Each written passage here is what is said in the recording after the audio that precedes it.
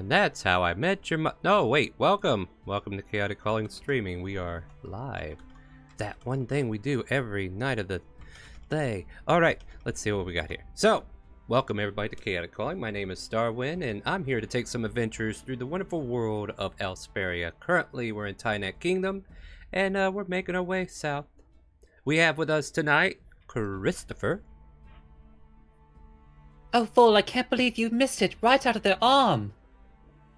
We have Kronk. Good evening. We have Arthur. The ghosts are coming. The ghosts are coming. Ooh, and then we have Jack. Hello, everyone. And we will have a Vol in a little bit. So she's swimming her way here, it appears. At any rate, so after working on the Warforged known as Clank, Jack manages to put his skills to work and bring it back to a working order. You guys took time to kind of like get to know Clank's designation, which at first was a little alarming, and then giving him a quick whack on the head kind of like fixed him, and he told you a different designation. And pretty much after all of that, the evening turns to night and the party sets up for watch. On one of the watches, a banshee wanders into the northernmost camp and nearly kills the man trying to sleep as his hippogriff tries to protect him.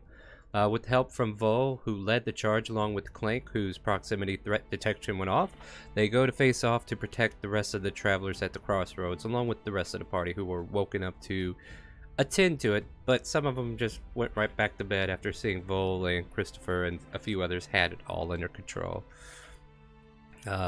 Christopher brings the man who was brought to near death by the banshee back to life as he heals him. The thankful man offers his thanks. Clank took into observing the frantic Vol, who fought with intensity of sorts when she was fighting against the banshee. She went all out on that thing.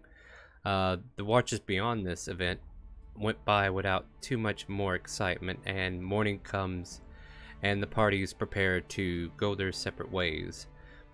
Clank approaches Vol with information that after observing her fighting style, he is brought to awareness that he needs to observe her further. For Clank's well-being though, she tells him to head back to Shandora with the group that was with him so he could get fixed properly. Clank solemnly nods and exclaims that file code Julius will remain encrypted and leaves her presence. The party is heading south, heading first to Marsola and then to Jillian Cove, with maybe a pit stop at Dondra Forest. So I think at this point, Vol is driving the carriage southward, probably lost in her own thoughts of what she just heard from the robotic creation known as Clank, as Shella and Paulina, the barkeep, who is currently in the back of the carriage with the rest of you. You guys are continuing your journey. Is there anything you guys want to do as the adventure begins?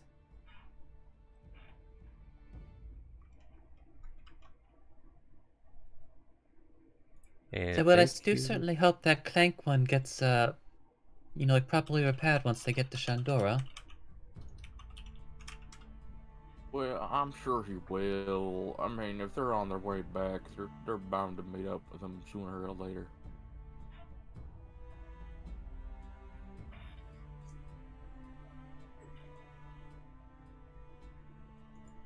One, do you think, two, what? do you think,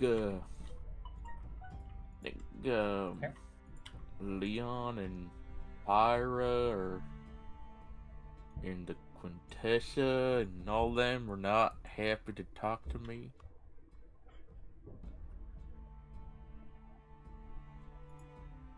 But honestly, I do believe that's sort of par for the course now. You know what? You're right. I should know better. And just kind of after that whole dying incident, I'm trying to be better. You do seem to be taking your death a bit more casually. No, it's look, compared to the other stuff that's been going on, dying and being brought back, especially after seeing it happen to other people, I don't know, I mean, I'm engaged to a druid luchador. I'm on this wild thing with all y'all. We made an enemy with a witch. I don't know, I turned into animals. Well, not by my choice, but I'm happy to turn into animals. Kinda wish I was a druid. But, I mean, Don't compared... forget the underground testing facility. Oh yeah, that too. I forgot about that. I'm kind of distracted with the whole airship thing. And other... Yeah. I don't know, I feel like more weird about having to share my history, just quick glance over that Sheila, than I do feeling weird about my dad. I don't know.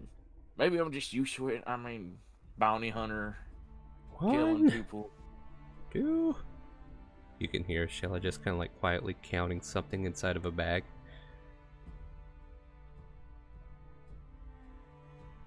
3, 4, 5. I really hope he doesn't need all this. Shella, what are you counting? Oh, you know how I collect bones and teeth? Well, I found this new currency laying on the floor. And she pulls out what looks like a handful of bolts and metal pieces that she found laying around after our robot friend walked away. It's not teeth or anything, but it'll do. 9, 10. I'm sincerely hoping those weren't integral. I hope so too. Sheila, I mean, I don't know. I might not be able to tell from looking at them, but I kind of want to see how many of them there are. Oh, I've gotten to 15. And she pulls out a handful of bolts and nuts and washers. Oh, that can't be good. Why? What's wrong, Jack?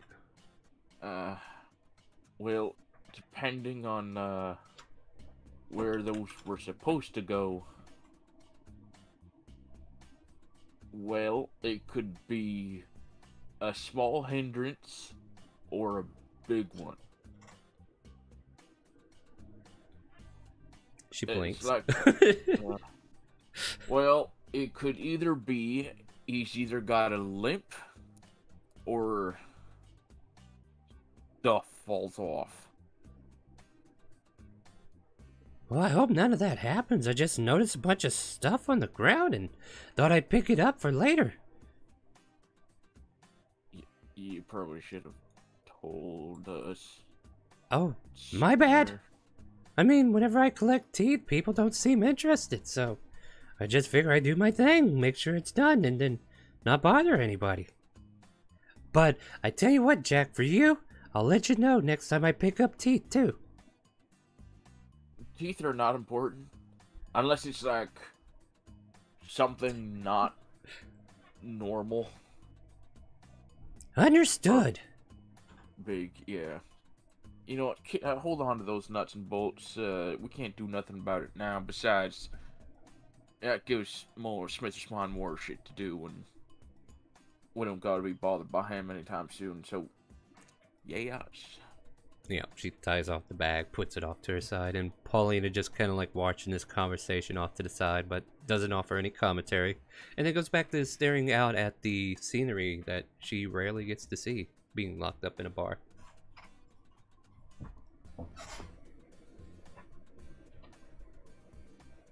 Man, imagine being locked up in a bar and not I'm sorry, being what? able to see all this. Hmm? I'm sorry, what? Paulina kind of like looks over. I was just thinking, mostly because you're here. Imagine being locked up in a bar. Yeah, that is a thing, isn't it? Yeah. I mean, I wasn't always at the bar, but yeah, it's been consuming a lot of my time lately. Traveling is definitely not not what I get to do a lot anymore. I'm sure you could get away more often. Just sneak out. It's kind of hard to do that when you're the one in charge. But with enough people under my watchful eye and people I could trust, maybe one day. Like, I don't feel like, well, right now the bar is fine because of the construction, but yeah, we need to get this, at least this batch, back to Shandor so I can at least stay in business a little longer. Yeah, well, guess it would help if we loot any more bodies we might make along the way. And they got a lot of money. We could give you some of that money so you don't necessarily have to continuously buy stuff. I suppose. I mean, that is the adventuring way, isn't it? Or bounty Would hunting that- way. Or... Would that make bandits adventurers too? I think they're more illegal. But they do the Adventurers. same thing, right? They sometimes kill their targets and then just take their loot. Yeah, but their targets are like civilians and merchants, where adventurers are not doing that. Their targets are usually monsters or criminals or like, bounty hunters. We are like adventurers. We don't sign up with the guilds. Some of us are freelance. Some of us, I don't know what the rest of them do. But I mostly just see quest board. Oh, person's wanted. Take their head. Bring it. Money. That is definitely an interesting line of work you have there, Jack. Oh, I don't know. Like, it's just overall, like, what we're doing is a little bit of an adventure, right? Like, we're out here traveling, meeting new people, and taking care of ourselves on the road. Yes. So perhaps it would just be simpler to say that bandits are adventurers with ill intent. I mean, that's true.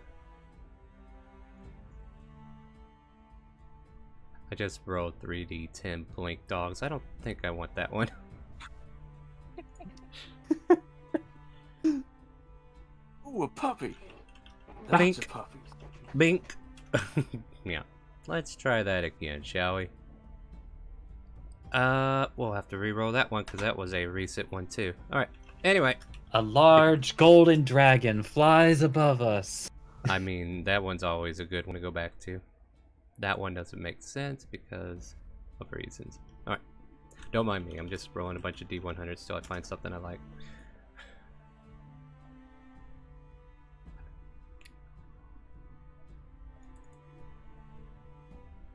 Alright. So, for this part of the journey, Vol, did you make it back yet or no? Here. Hello, how's it going? Oh, not too bad. Alright, so what we'll do first is, as Vol has been leading the horses southwardly, who wants to make a perception check to kind of like keep an eye on the road as you are making your way to Marsola?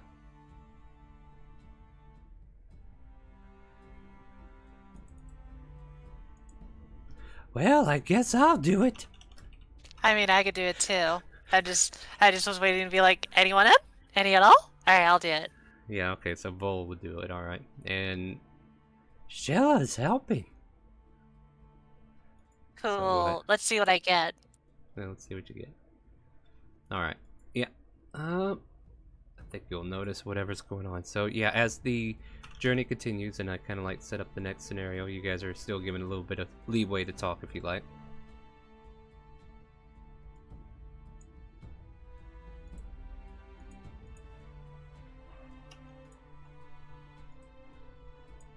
No, don't let me. Now that I'm thinking about it, all those...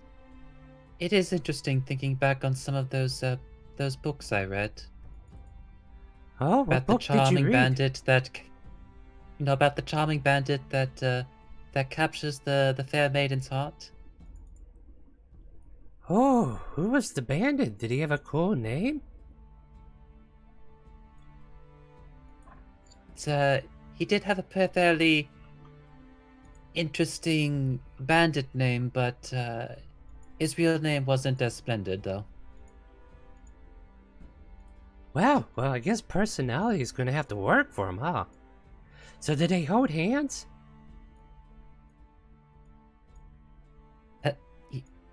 Yes, Charlotte, they held hands multiple times. Oh, that's so romantic! And she swoons audibly, and as you hear that audible swoon, Vol, you can hear growls of dire wolves around you as you kind of like get into a darker patch of the forest.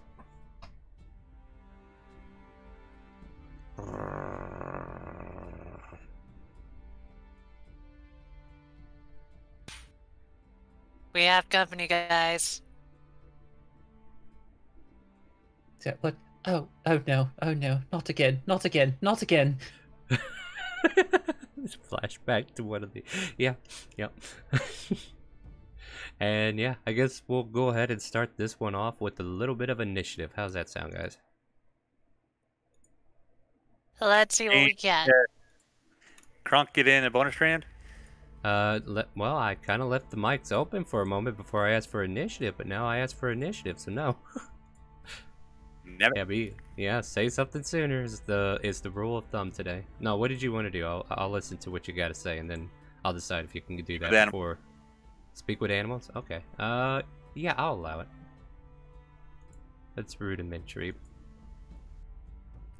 I'll say, how are they doing? And yeah, we're just wandering by. You gain the ability to comprehend and verbally communicate. Alright, so that's both of them. Alright. Well, I'm going to change the music for just a hair. I don't know how long this is going to last, but we'll see. So as Kronk kind of like cast speak with animals on himself so that he could speak to these wolves, and you kind of like ask them what they're doing and how they're doing, you kind of hear growls of hunger and they kind of like mention the horses that they smell in the air, and a challenge to bring it down. Like they are definitely crowding around the fact that there are 2 able-bodied horses within the forest region. They are our transportation. We can give you some food, but you would not do well to take them. Persuasion check, Kronk? You all hear Kronk howling in the back. Oh! I do it with a if I do it with a fish in my hand, do I get advantage?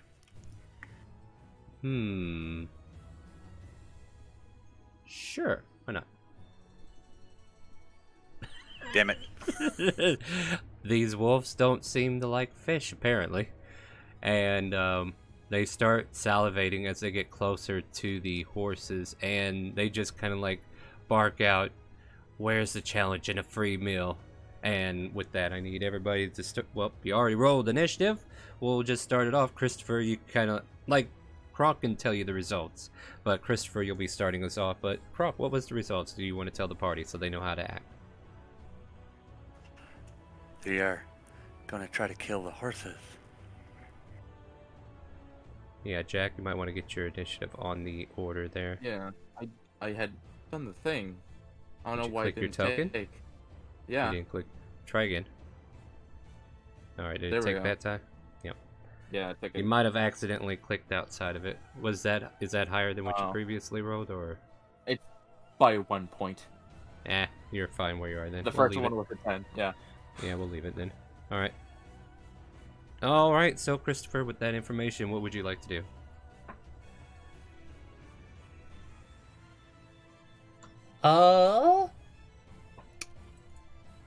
I will go ahead and ask, are the horses actually that spaced that far apart?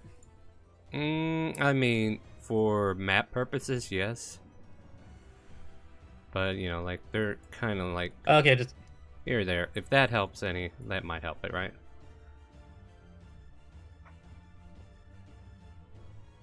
I'll allow that.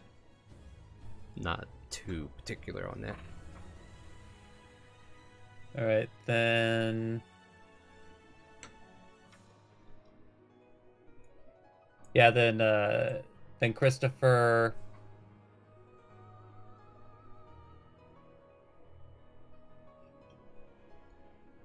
Let's see, 1, 2, 3, 4, 5. Yeah, that works. Oh, and presumably the carriage, is it still moving or is it stopped? Good question, Bo. Did you stop? Probably when Kronk was talking to the, Alright. doggos. That's fair. Yep. Okay, then Christopher. Yeah, then Christopher, hearing that that they're hungry for hungry horses. Christopher is going to raise his staff of power, and we're going to go with the wall version of this, as he uses wall of force to basically just like create a perimeter around the horses. All right, how big can that go? I can essentially create, for the wall variant, up to 10 by 10 squares.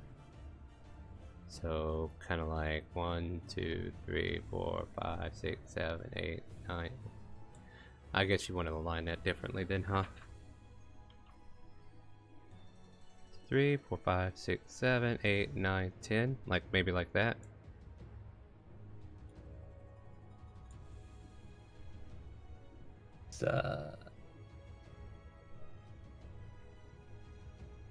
You say 10 or yeah, 10 that's 5-foot squares, right? They could, Yeah, okay. they could be 10 by 10 squares. Oh, okay. So that's wow. That's confusing. Up to, but I'm only going to be using. I'll maybe put like 2 extra squares toward the end there, just in case. I wanna. So like 2 on each side, or 1 on. You know what I mean? Yeah, bring it in on the edges. All right, yeah. Give me just a second. I really do want to look at this spell a little bit closer now. It is a bane of existence as of late. But that's fine. Let's see what we got here. I'm pretty sure I remember it being. Yeah, I'll just post it. Yeah. You can form into up to 10 feet. Okay, or you can shape a flat surface made up of 10-foot by 10-foot panels. See, that's confusing. Okay, that's fine. Like, I had that wording there, because, you know, like, their basic measurement is each square is 5 feet, you know, like, that's the... Alright, but that's fair. Alright, so the horses are effectively by the carriage on the back end and the wall surrounding them. The horses kind of get startled for a moment, but they do not react or move.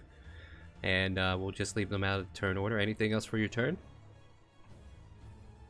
No, that'll be it for Christopher's turn. Alright. Next up is me! Watch me work, boys! Okay. Shella rolls up her robe sleeves as she pulls out her staff, and I'm just gonna do the good old favorite. Lightning bolt? Oh wait, no, I got that wrong. No, I'm gonna light it up. Oh wait, I'm lighting it up. Oops.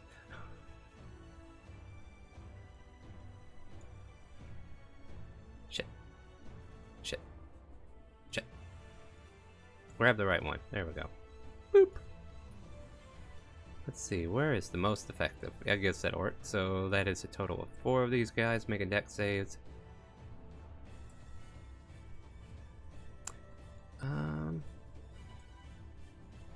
Yeah, I think it's gonna be like that.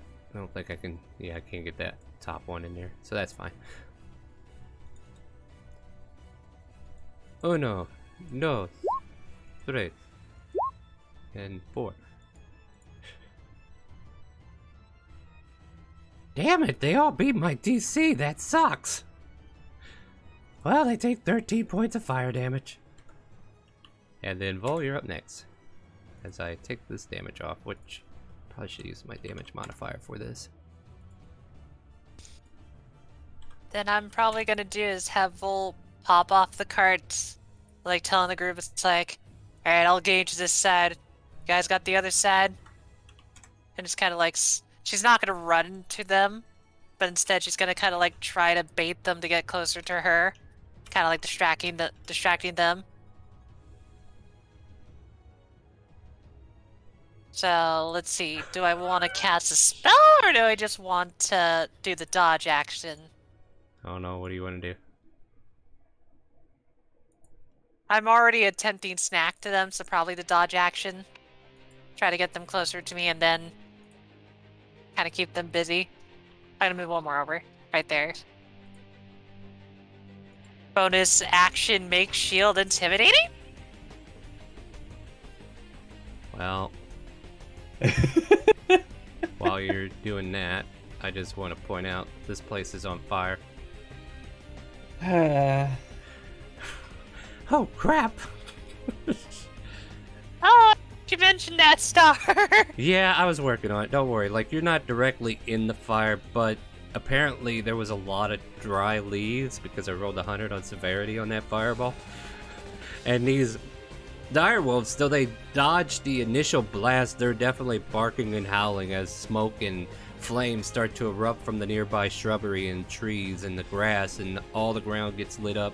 You kind of like make your approach. If you want to change what you want to do, like with that new information, because I was resolving it while I was letting you kind of start your turn, I'll allow you to change your mind.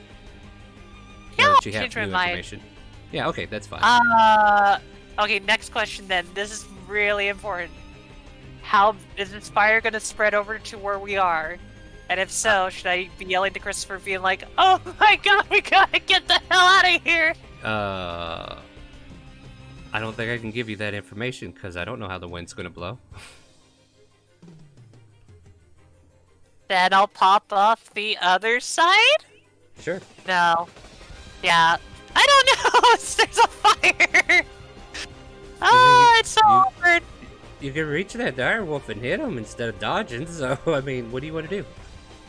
It's not a matter of, like, I was originally trying to distract them so that everybody else can do it, but there's a fire, so I think I'll play it safe and just shoot them with my bow.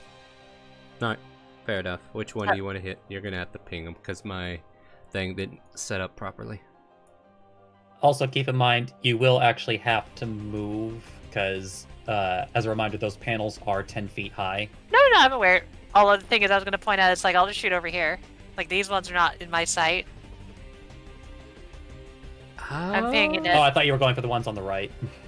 Yeah. I could. Is there something wrong with that, Star? The Is the only fire thing... too good? Yeah, that's what I'm thinking. Like, there might be some obscurity. I'll give them, like, partial cover. Nothing too major. Like, I don't think they...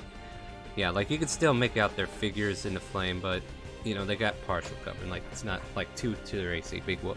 You should be able to still hit them, though, you think? As you kind of, like, pull back. Sure. Alright. Pow! Yeah, easily enough. You hit. Boom. Boom. You hear 2 plucks. Do the damage. What do we got? 13 on the first. 9 on the last. 13 on first. Yep. And then this creature lets out a sharp yell and is whimpering as it now fears for its life, as the flames around it might be what finish it off. Unless somebody else puts it out of its misery first. Bonus action, make shield intimidating then. I'll stick to that then. Your shield is intimidating on your back because you are two-handing a longbow. That works. Alright. Yeah, that's what we'll do. Alright, so... me and my line art. This thing's going to try to jump out of the flames. We'll give it...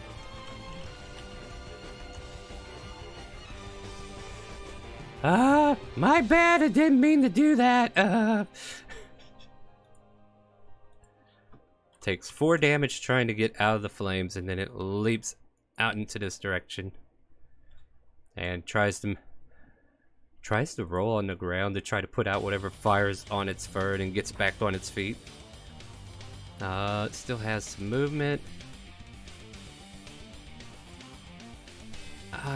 Like it's just outside of your range there, Vol, as it tries to growl and intimidate back, as if it's really angry at what's going on here. And Croc, you can hear, "You're burning my back. Why did you do that? I must kill you now." Like, he's upset. He's definitely upset.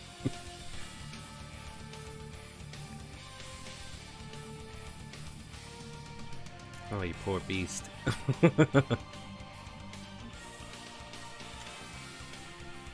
Takes 5 points of damage from the raging fire. Once again, sorry! Tries to bite at the wall of force and just kind of like... but not getting anywhere. Alright, Croc, you're up.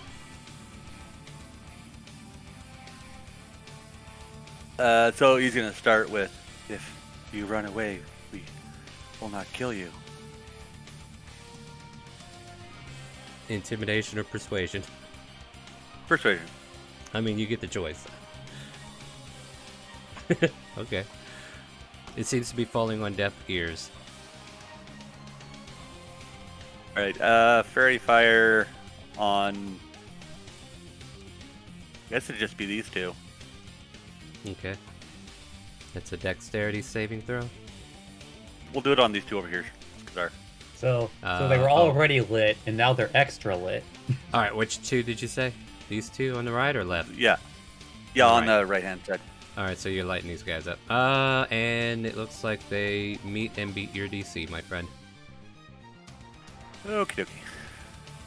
Yep, so you lit off this fairy fire within that range and hit them, but they quickly see the lights and colors and kind of get spooked because there was a giant fireball that went off that's starting to light the forest up, and they just react as if something bad's about to happen and start walking away from the fairy fire as it explodes in the air and does not hit them. Anything else for your turn, Croc? Oh, that's my turn. Holding a That's your- reaction. Well, let's see here. I'm going to go ahead and get the StreamRaiders caught up real quick, and then I'll get this Direwolf going. There you go, guys. StreamRaiders is back up. Direwolf in the fire will make a dex save to take some damage.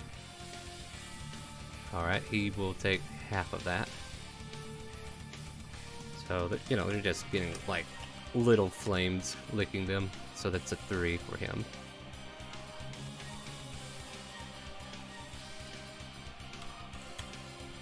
And he'll burst out of the fire and see, that's 30. This will get him outside the fire with the rest of his movement, and then he just kind of like skids as he approaches Shella and just kind of like calls her "demon, die," and just tries to bite at her. Uh-oh, I think I did a boo-boo. Oh hey, Shella has AC, so it misses.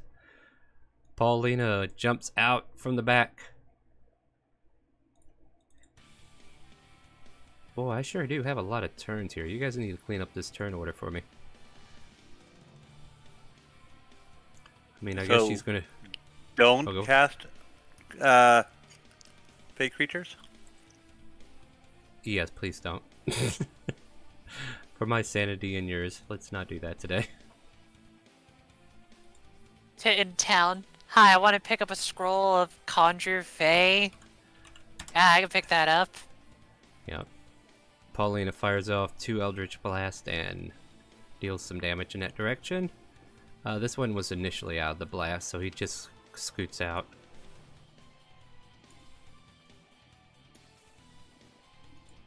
Okay, Jack, you're up. We'll do a held action though on this one. You know what? I can't do much with this wolf right next to me, but I think I will hit that wolf with a shatter. Let's put up that spell. Yeah, please do, because I wonder what else you do with it. Can you give me the description version as well? Just hit the chat bubble. Yeah. So it's an area of effect. Each creature in a 10-foot radius sphere centered on that point. So where is that point? I would Okay. put it like behind it somewhere so it only hits that one wolf. Not like I can't hit anything else. Alright, it lets out a loud screech, like a loud howl, as it kind of takes all that damage and does not pass its Constitution saving throw, as one would see. Anything else, Jack?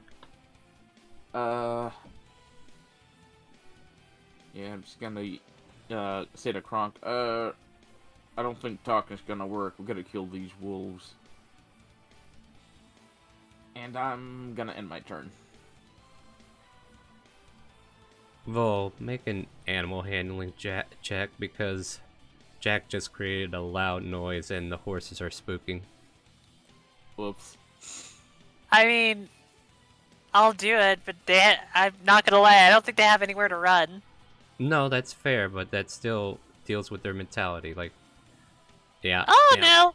They are bucking and they may. Oh wait, would it break be out. land vehicle? No, never mind, never mind. No, this is to calm the horses down from a loud bang. So the horses are now on turn 20. They will do whatever they need to do to escape the noise, so to speak. So on turn 20, we'll deal with the horses. Arthur. Alright. Arthur shall pick up his bow, groan a little bit. Decided to do this today. Bonus action to steady aim, and I'm going at this one on the left here, bottom one. All Or the right. before- That's the right. Yeah, I think so too. Long bow. 17. Yeah, that'll hit. Rock sneak. Did you use steady aim? Yeah, okay, yeah, that's right. Yeah. All right, yeah. All right, so that's a total of 24 points of damage. As this wolf as well lets out a sharp howl after taking intense pain from your bow, but still standing, still threatening, and growling even louder as it's staring at its attacker. Anything else? I think that's it, ain't it? That'll be it. Alright, this dire wolf will attempt to bite Arthur since he's the closest one on that side. Gets a 10 on the Misses. attack.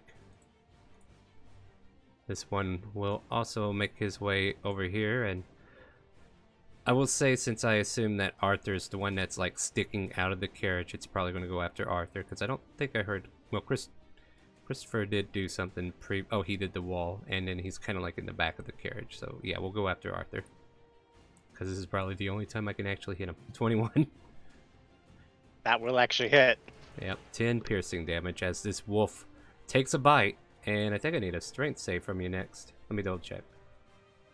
Yeah. Oh, Actually, wait. would. That's weird. Yeah, I remember that on some of them, but this one here doesn't seem to have that on here for some reason. But I Okay, could have we'll sworn see. that... I'm pretty sure it is, though. I don't know if it's like a different version of the direwolf from a different book. Let me check to see if there are different... Just double check this real quick. Because I remember that being a thing, right? Yeah, it's on the attack itself. It says you need a strength DC of 13 to break it. And I'm you going get knocked prone. Yep, you go prone. So it grabs you by the arm and drags you down and tries to... And, you know, make a ragdoll out of you. Actually, I will burn my reaction. At that. Oh, how do you mean?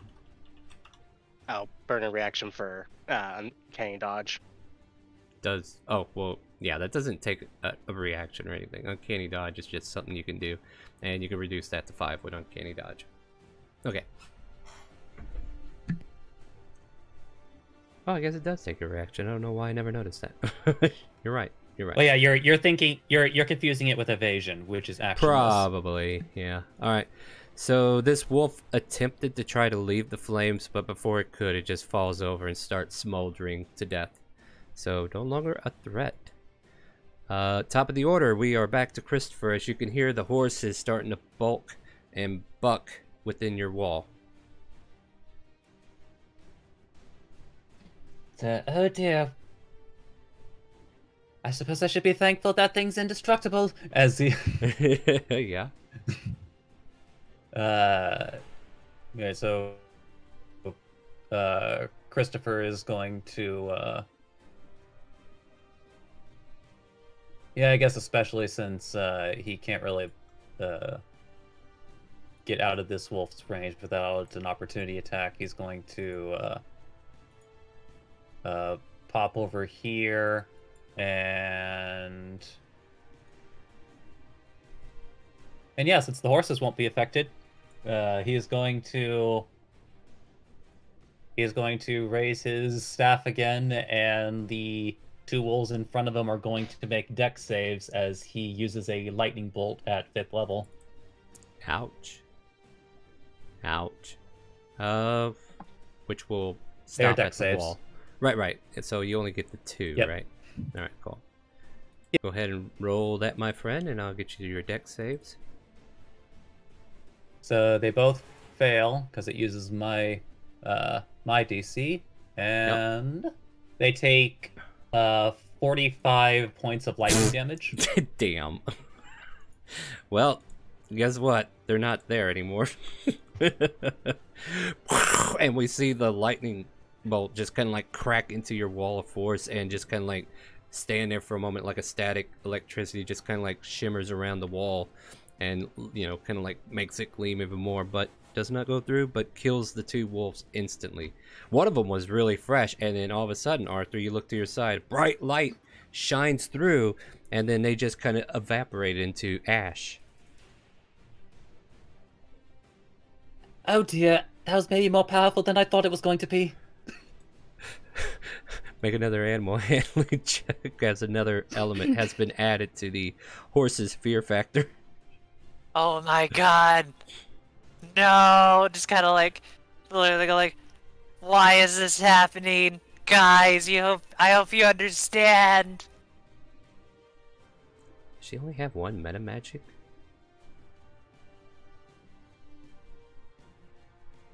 At her level, she should have like 2 or 3. Oh, never 2. mind, there it is. Never mind, I She see doesn't it. get a third until level 10. Yeah. She's got distance and careful. Alright. Continue. Alright, so yeah, Shella will look to see if anybody nearby is hurt, which really isn't happening, right? So, what else can you do, Shella? Because she wants to use her meta magic on something.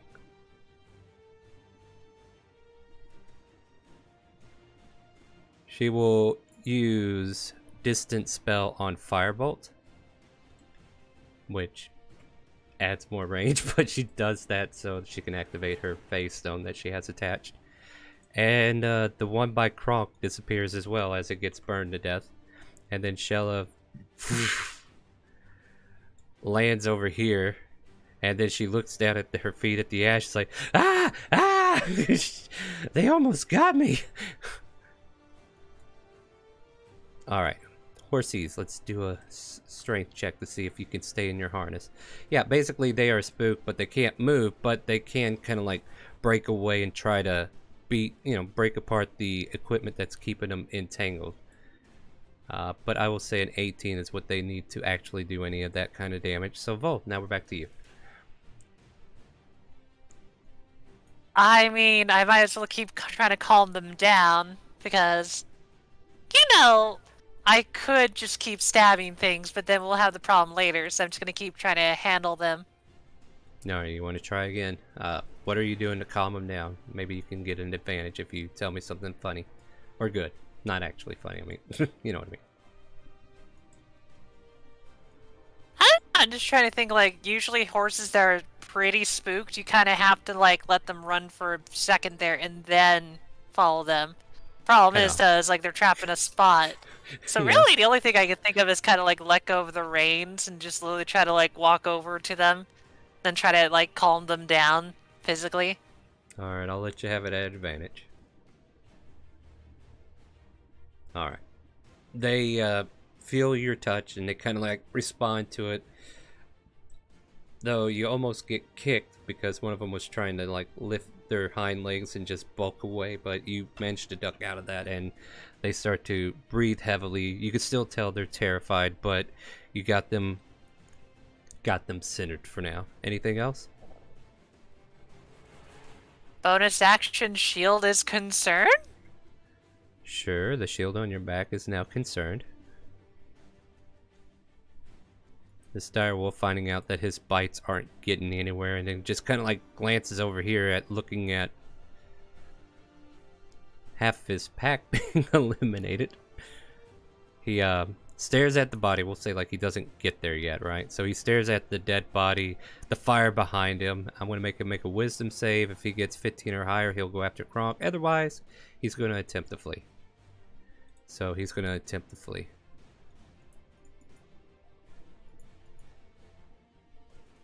And action to dash. There you go. So, Kronk. I don't know how this works. I can use my Mace of Terror and a charge on it. Basically, any creature of your choice. Yeah, I just don't know how to make the spell pop up. Oh, well, let's see here. We'll just look at Mace of Terror real quick on my end so that, you know, chat can see what you're doing. Oh, hell, if I go to the right part of the thing, I keep doing this in the wrong... I just know that I think it's a DC 15, and they just start running in terror away from you. Yeah, but there's probably a range, and they probably have to see you, right? Within 30 feet of me. Okay, I just want to point out each creature of your... Okay, of your choice. Never mind, you're right. In a 30-foot radius extending from where...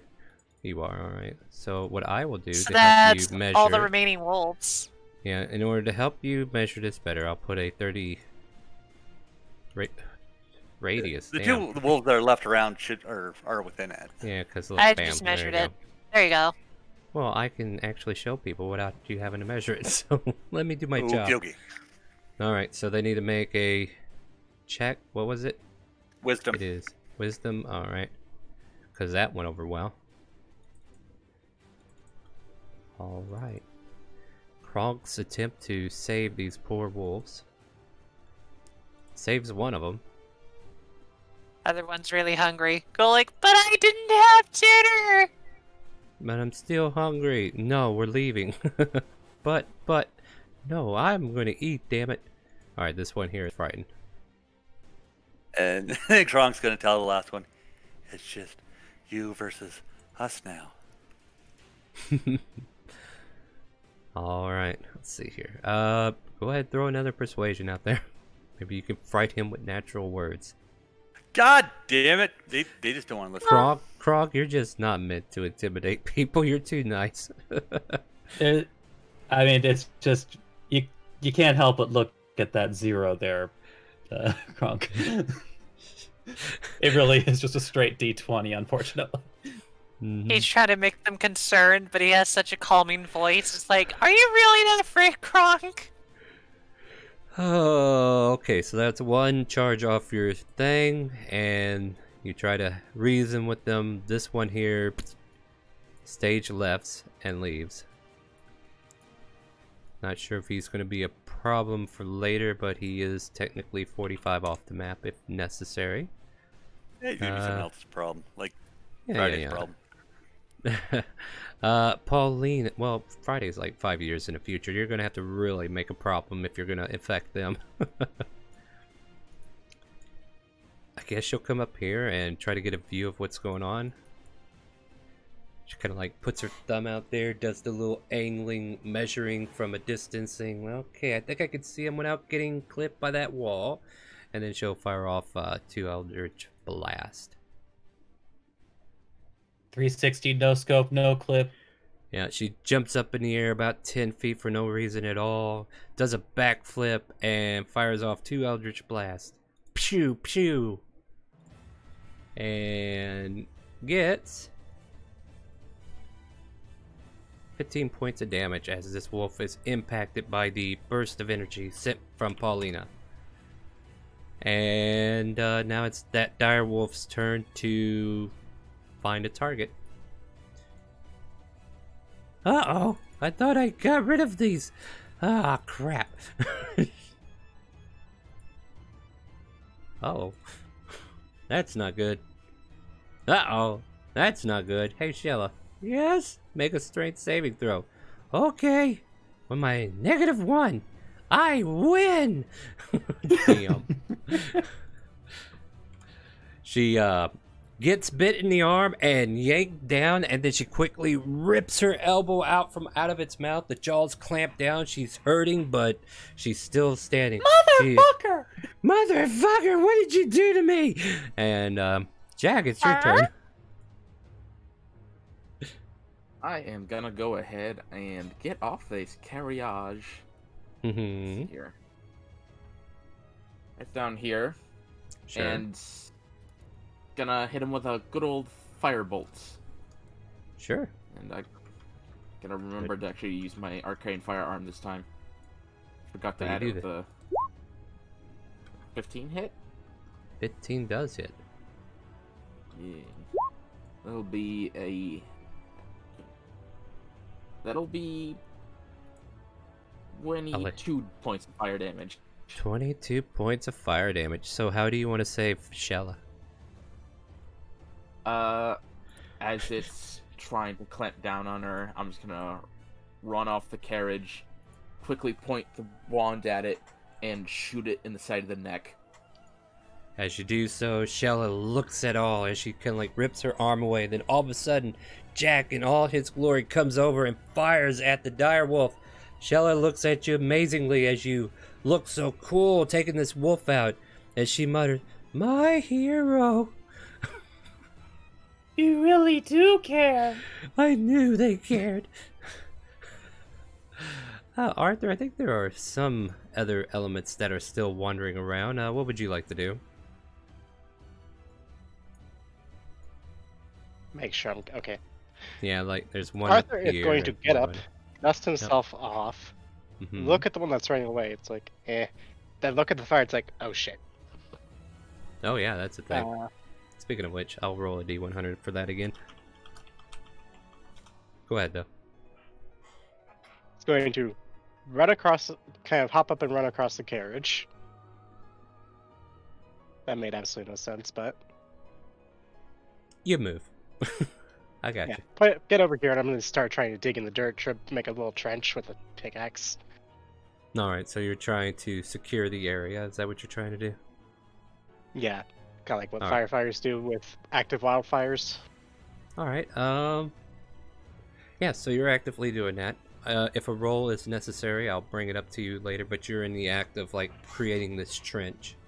So we'll see how that goes. Just roll the severity. It's not spreading, but because of the intensity on the initial launch, it is still a burrowing fire. It's definitely got some flair to it, so it could still spread. Alright, so Christopher, you see Arthur kind of like, well, maybe you don't see him, but, you know, Arthur went off to the side to try to deal with the fire. What do you want to do?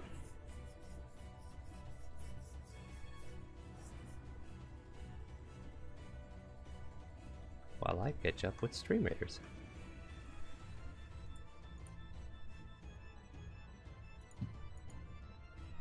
Okay, so Christopher is just going to like be just gonna like shout to Krunk. Krunk, you wouldn't happen to be having any water magics with you, would you? I just have my and one that lets us walk over water. I was afraid of that. Christopher's just going to look at his staff, sigh, walk over here 30 feet, present the staff, and let's see. I'm just gonna cheat measure out here for a second. Okay, yeah, that's gonna get all. Well, not all of that, but like a good fairly portion of it. big fucking chunk of that. All right. So like Christopher's going to present his staff again, and in a 60-foot cone in front of him, he is going to cast Cone of Cold over the flames. All right. Yeah, just roll me the damage, and what I'll do is I'll make it a modifier to the next D100 roll, and it's definitely going to do some work though. But it's also going to like prevent it from like the stray flames to spread. So I'll kind of like use the damage as a modifier. All right, so it'll be minus 28 whatever I roll next on that D100. And yeah, you do a God, good that's spread three of it. ones on a. God, fucking. So yeah, what it goes like from in that direction and like out that way, pretty much getting most, if not all of it. So Yeah. all right, cool. And anything else for your turn? No, that'll be it for his action.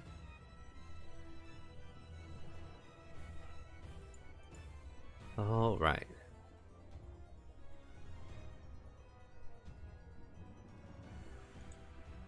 Yeah, okay, let me see if she can... Like, Shella just kind of like, thanks, Jack, I appreciate the help. Kind of like taps Jack on the hand as she walks by, and then she tries to fire a firebolt at the remaining direwolf, but misses. With the execution of the ice and steam and all of the energy within that area kind of like obscuring things, she just couldn't quite get her aim correct.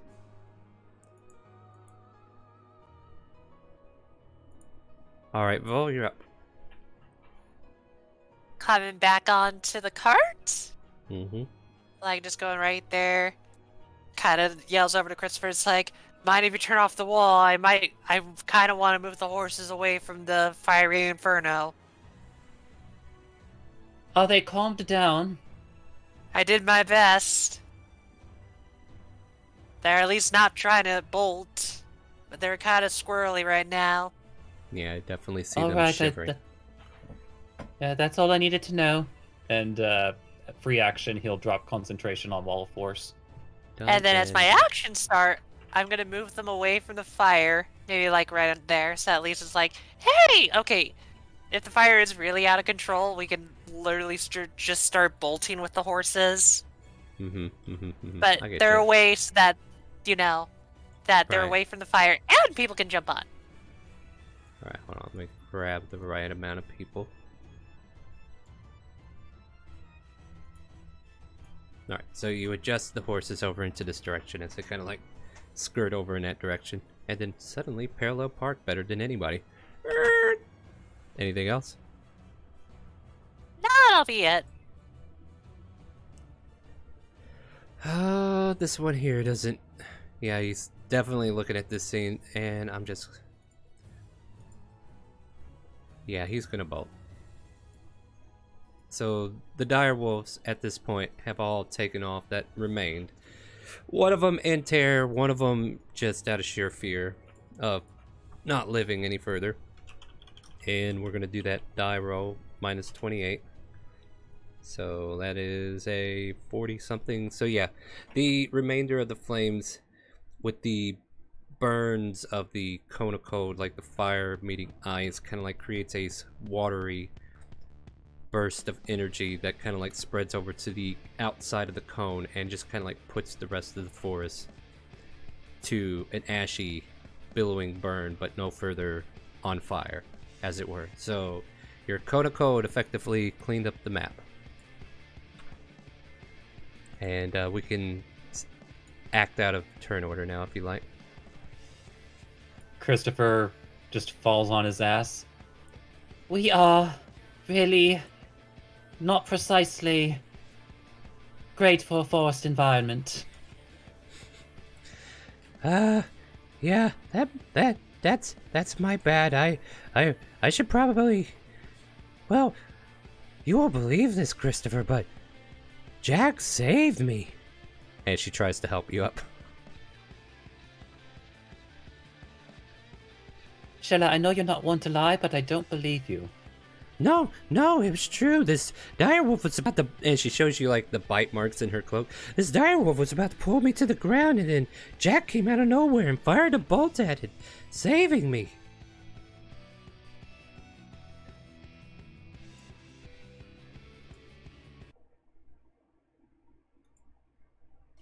Is Christopher gonna open up this Pandora's box?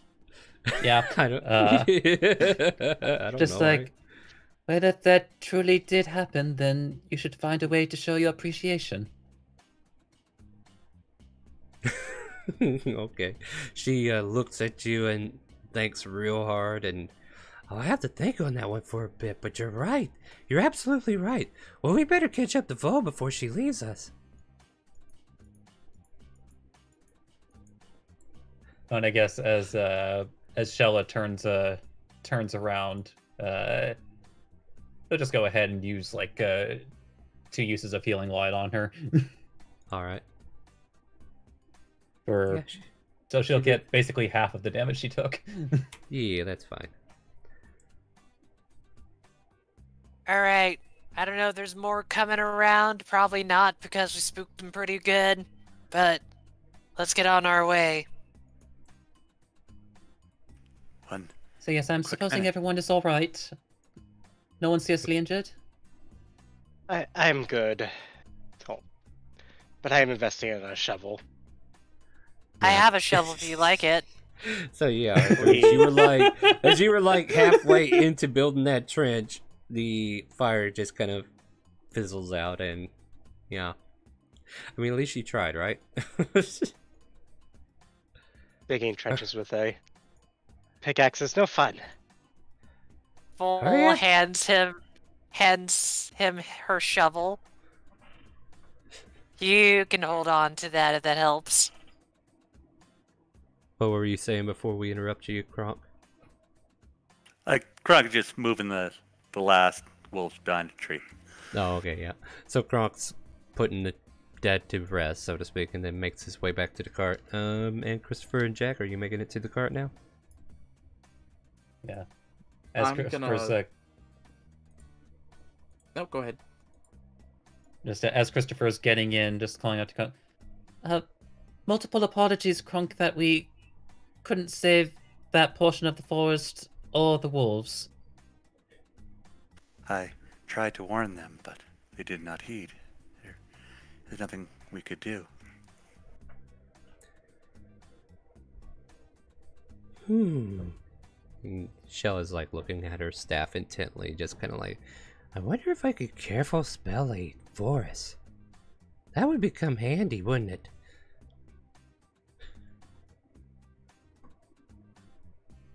Before getting on the cart, I'm gonna go up to that one wolf I killed, Mm-hmm. take out some pliers or tongs from my smiths and tinkers kits, and Mhm. try to pull out one of the large canines from the dead wolf. Make a tinker tool. Oh, With- great! So now you're looting a pregnant wolf. I see how it is. Use Should I use wisdom strength since or- it's a survival. Okay. Yeah, that's a 27. That's fine.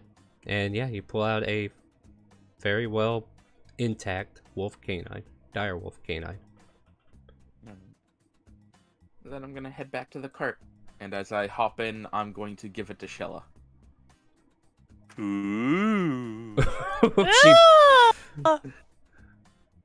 Jack, you shouldn't have. Probably not, but whatever. She seems confused and conflicted, but happily takes it and puts it in her bag, and you hear the teeth clang against the bolts and washers within. I'll treasure it always, Jack. Thank you.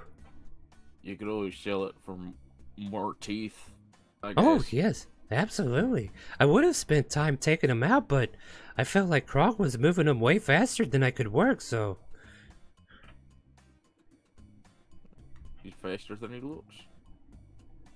Well, yeah, especially when it comes to moving bodies. You know, it's kind of hard to, you know, get some proper hammers out and knock the teeth out, wouldn't you? Anyway, you had the right tools for the job, so thank you. I appreciate that, Jack.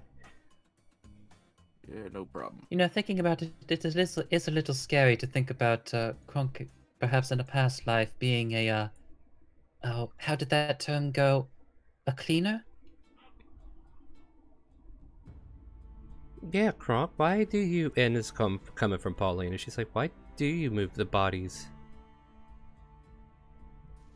They help feed the forest this way. Turns to Christopher as if, is that right? Kind of look in her face. As you've already guessed, he's quite in tune with nature and its cycles. I suppose I'll take you at your word there, Kronk. Well, shall we be going? She kind of like chipperly says out loud. Right. Giddy up. And away we go. Clunk, clunk, clunk, clunk, clunk, clunk.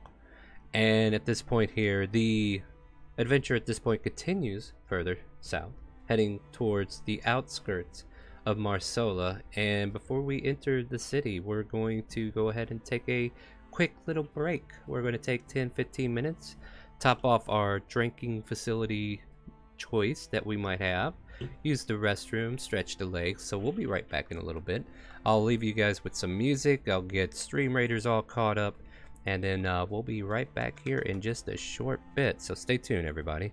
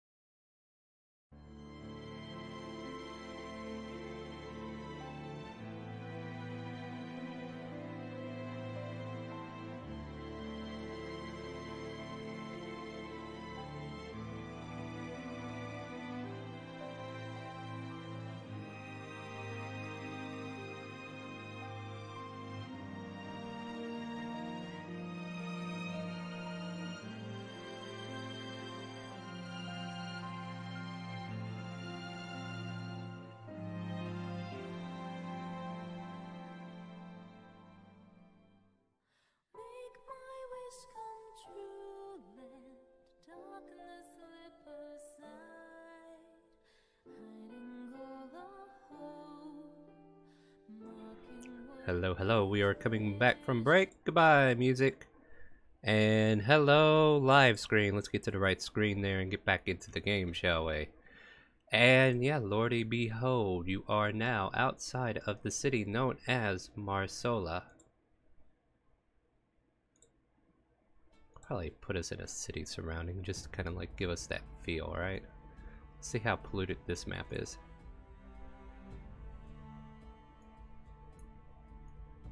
Just a hair. Oh, thank you. I remember what happened there. That may or may not be relevant for later.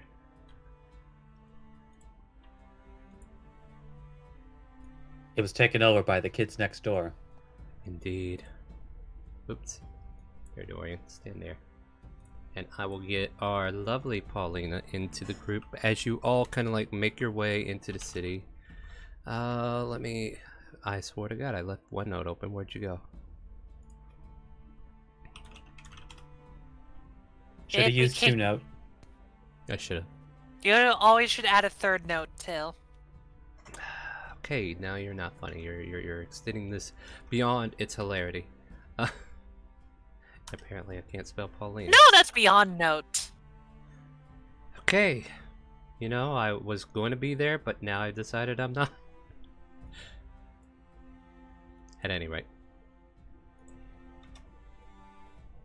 As you pull into the industrialist, not quite industrial, but it's definitely got like a lot of commerce towards it, just from a first glance. You make your way through the city, and right as soon as you get in part way, you can see an inn known as the Savage Bird Inn.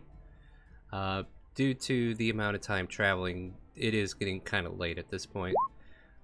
The encounter that you had with the wolves probably happened around noon, and then you finished up the journey by getting to the city before nightfall fully kicked in. So this would probably be a good place to stop, get a place for the night if you wish, or you can make other arrangements, up to you what you want to do. And this is just the start. Do you continue going through the town, or do you want to make a stop? What are we doing? I think maybe we should let the horses at least take a bit of a break. They got pretty spooked. You know, frankly, they're taking that whole situation surprisingly well, all things considered. I mean, Sally's pretty calm in situations like this. Then she just forces Red Rocking Riding Racer to be calm. How long has it been since a fight? Probably Are we about back 6 now? hours. Yeah. Okay. Like, that was like the only encounter I had planned for the day. And then you spent the rest of it traveling, which got you to the next city.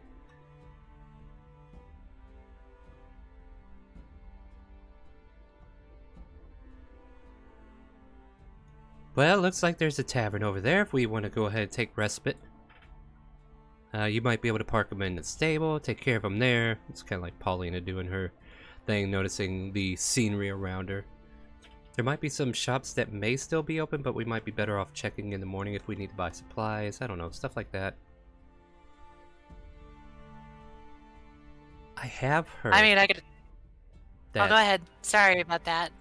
No, I just sharing rumors that there is a bakery here that has a lot of lovely baked goods. We should probably look for it tomorrow. Yes. I concur. I mean, why not? We rarely turn down a good Danish. Well, great. That sounds like something we could do for tomorrow. For now, I guess we'll go ahead and spend the night at this inn.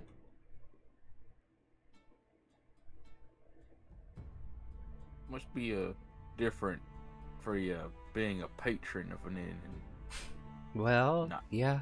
not- Well, it is what it is.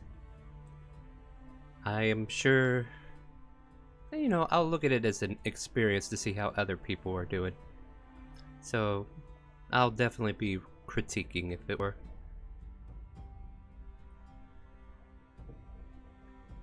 Just walks in. 7, 7, 6, 4, 8, 7, 5. Ooh, a 9. Alright, so with that, you guys Like, Vo, are we stopping? Like, I haven't confirmed with you. Yeah, I'm stopping and I'm parking them in the stable, giving them Okay. nice pats and treats. All right, so everybody kind of like steps out of the carriage, stretching their legs after a long day of travel, and then I guess we'll just jump to the tavern. You know, the same tavern we always use. Except Paulina doesn't own it this time. Arthur, can you give me a perception check as you're kind of like making your way towards this tavern?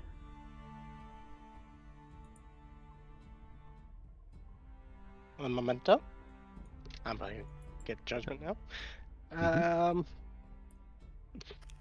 Perception, no, an I army of think- veterans! What have we come into? I think this carpenter gets a lot of work. Eyes of the Eagle are on 25.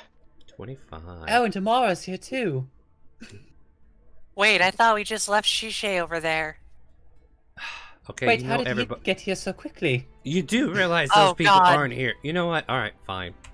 I was going to keep those tokens accessible for later, but I see I can't do that with this group, so bye, guys. This is what happened when Hey, you talk Jack, before stream. that I animal know. over there that you used to own. Yeah, Oh, yeah, nope, hold nope, on, time hold on. activation. No, I'm... You set me up. I set it off. Let's do this. Elysian Chu is still here. Arthur, you can't help but notice, like, certain etchings in some of the woodworking that indicate thieves can't.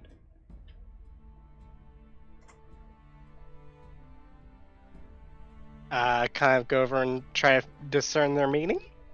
This one here indicates base.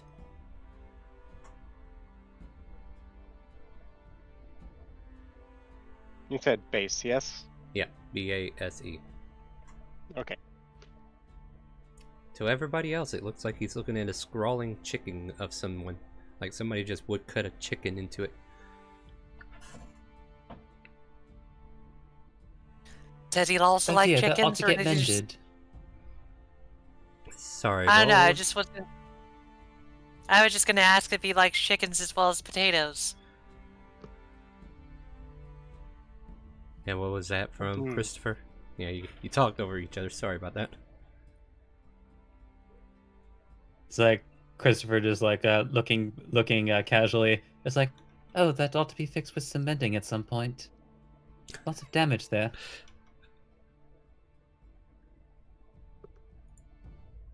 Well, let's get inside and get something to eat, Paulina says, and excitedly walks in.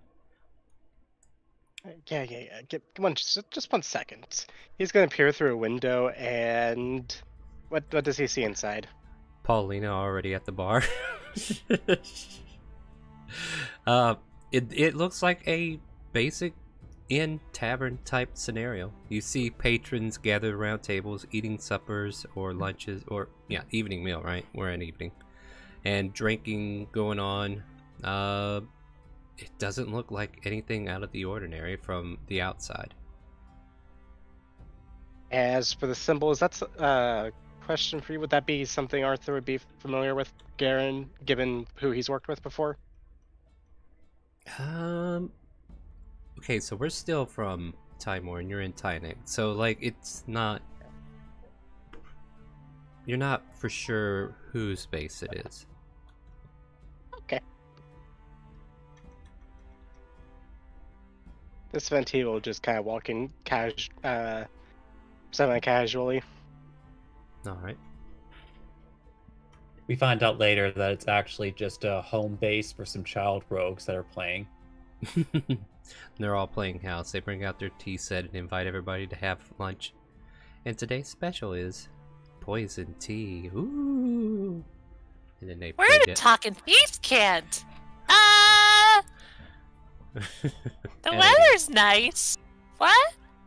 I said the weather's nice. You know, Ow! I poisoned that tea that you're about to drink. I just told it to them. Oh, wait, we're not supposed to reveal what we're actually saying. My bad. Sorry. Don't forget I said anything. Anyway. No, that's not what's going on here. I already have this place pre-made. Quit adding stuff. I'm just moving away all this shit you're creating that's not supposed to be here. Get out of my space. This place has already been made. Nope. Nope, nope. Down, Moomy. Down. Get out of my personal space. This is my personal space, and you get out of it. Get out of my personal space. Stage left with those thoughts, okay? At any rate. The tiefling at the bar has long black hair and blue sheen skin. And she kind of like glances up, and she seems to be starting to talk with Paulina as the rest of you are kind of like listing your way into the bar or the inn itself. And Paulina like goes, she told me that if we want to get an inn, we need to go talk to somebody else, but she can definitely get us our rooms and stuff. You guys want something to drink before we bed down for the night, or? I don't know, are you much of a drinker? I run a bar, did you forget that? You know how many doesn't answer my guys... question. Let me phrase it another way. You know how many guys keep buying me drinks? You gotta have to grow some tolerance for that, yes. Why, are you trying to challenge me to a drinking contest or something? Possibly. It's been a while just since I did that a bit. She kind of like sighs and shakes her head. Turns out she has the tolerance of a dwarf. You never know. I mean, she's susceptible. But I'm gonna have her make a persuasion check for something going on in the background. Because whenever she was up here talking, she was like definitely trying to gather some information. She stores 2 extra livers in the place you think it is. Whoa, whoa, whoa. Alright. I'm sensitive there. Anyway. The blue sheen tiefling kind of like walks over, kind of like greeting the rest of you. Hello there. Do you need anything to drink, y'all? What will this give me? She'll drop some bolts on this table. She ignores Shella. Yeah, what are you having? What's your local special? I'm kind of new to this. What would you call country? Well, we still have plenty of stock of the good shit. We have some imported boot liquor too, if you'd rather have that. I never had boot liquor. You haven't? Being from Timor, which is where that came from? I'm just asking. Really? Is that what? Is that really from Timor? Yeah, that's from Timor. I didn't know that. Yeah, welcome to... probably had that. There are regional versions of the good shit. Then let me rephrase it, Star. She's gonna be like, I haven't had boot liquor in how long? Looks at her imaginary clock. Since I met these guys. Sounds like you need a round of boot liquor then, huh? Sounds like it. Yeah, she's already pulling out a glass and pouring it, and she uses her tail to kind of like pull a clean glass from the shelf behind her and brings it to the table with it and starts pouring you a tall glass of the boot liquor. And what about the rest of you? Paulina just goes, I'll try some of the boot liquor. I know we get some of that back where I'm from, but this woman just kind of like looks at Paulina and like, oh really? Well, here, let me get you. And once again, uses her tail, pull out a clean glass to her hand, and starts pouring. And anything else for the rest of you? I take it my boats won't give me anything here. How about this? And pulls out gold coins. How many boot liquors are you wanting, youngin'? I'll take whatever I can get. That's a lot of gold. You might want to rethink that. Take only what's required to pay for everybody here. And she'll take 2 gold pieces and says, fine, I'll get you all some drinks. And starts passing one to Jack, one to Arthur, and whoever else comes up to the bar. Shella jumps onto a bar stool and takes her glass and... Are we good to drink now?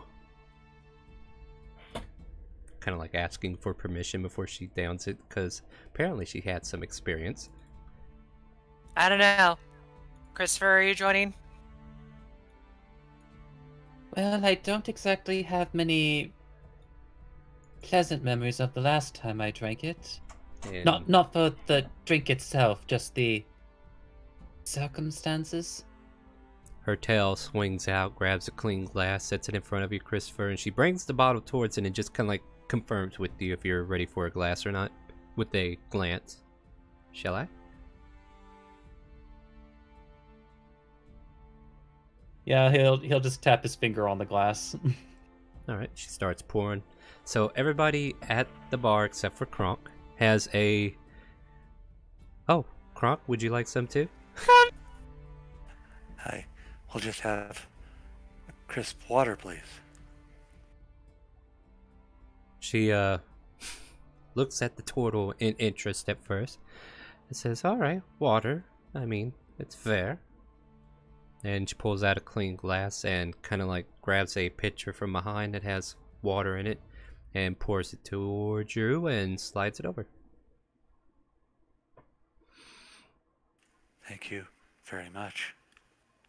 Anytime, anytime. Now, if you lovelies can't handle the bootlicker, kind of like looking at the whole crowd that's gathered there, gotta warn you, better get those rooms ordered first. So if you want to place gold down for that, and Pauline's like, I got it. I've already kind of like talked to her, so she'll get us the keys here in a minute. So, and she passes gold over, she nods and says, all right, well, drink up, lads and ladies.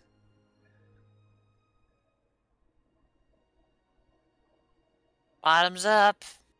Bottoms up! Blah, blah, blah, blah. And yeah, Shella's the first to start downing it. Anybody else?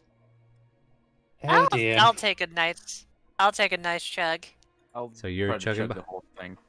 Yeah. If you're chugging, you know it needs to happen. Constitution saving throws. Arthur will kind of raise his glass, like. Anyways. So Christopher is sipping. He'll slowly start drinking it as he watches the tiefling. So Vol and Jack, though Vol is a little bit swaggered, but Jack, you're perfectly fine. Shella, that was and she's passed that on the table already. And there she goes. I take it that her body weight just does not measure up to the potency of this drink, Paulina, just kind of like observing. I also think that it's possible that we might just need to get her a kitty cup. Alright. Paulina succeeds for now, but she's definitely got a little red cheek going on, maybe even more susceptible to answering stuff in a more casual way than normal. Oh, Vol, this drink is so good, so delicious. Oh man, I you know what? I'm having a lot of fun here with you guys, having all kinds of fun. She kind of like puts an arm around your shoulder and everything. Thank you so much for inviting me. Like, I didn't want to come at first, but now I'm glad I did. This little vacation is definitely loosening me up. I really like it here. And she kind of like points to her empty glass. Give me another. I think you should definitely take a sipping out of that now, but I'm glad that you're enjoying yourself already. Indeed, yeah.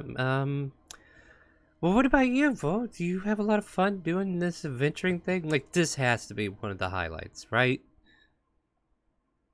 I'm not gonna lie, I actually didn't really adventuring until I met these guys. I was actually more, business attending soldier person kind of thing. Business? Business? That doesn't seem to go good together. How is being a soldier like a business?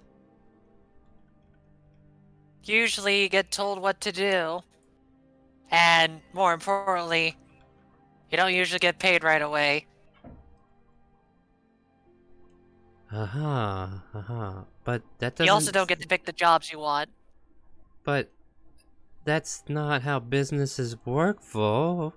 Like, look, if it was a business, it's like what I'm doing.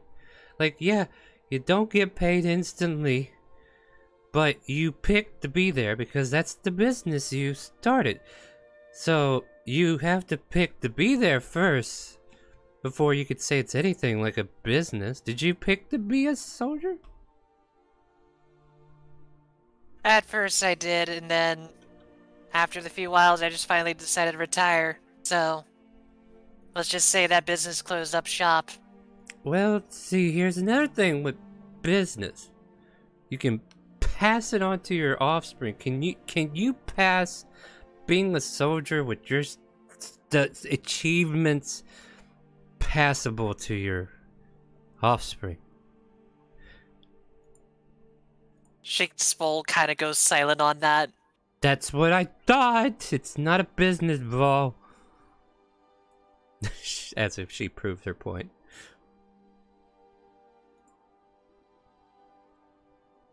Problem is, there's some people that don't want to keep passing on offsprings. You know what? Take another swig. I think you're earning yourself something. Kind of like pushes her drink to her to kind of keep her more quiet. Look. All right, so she starts to drink more, encouraged by her bestest friend all of a sudden, and we'll see if she survives.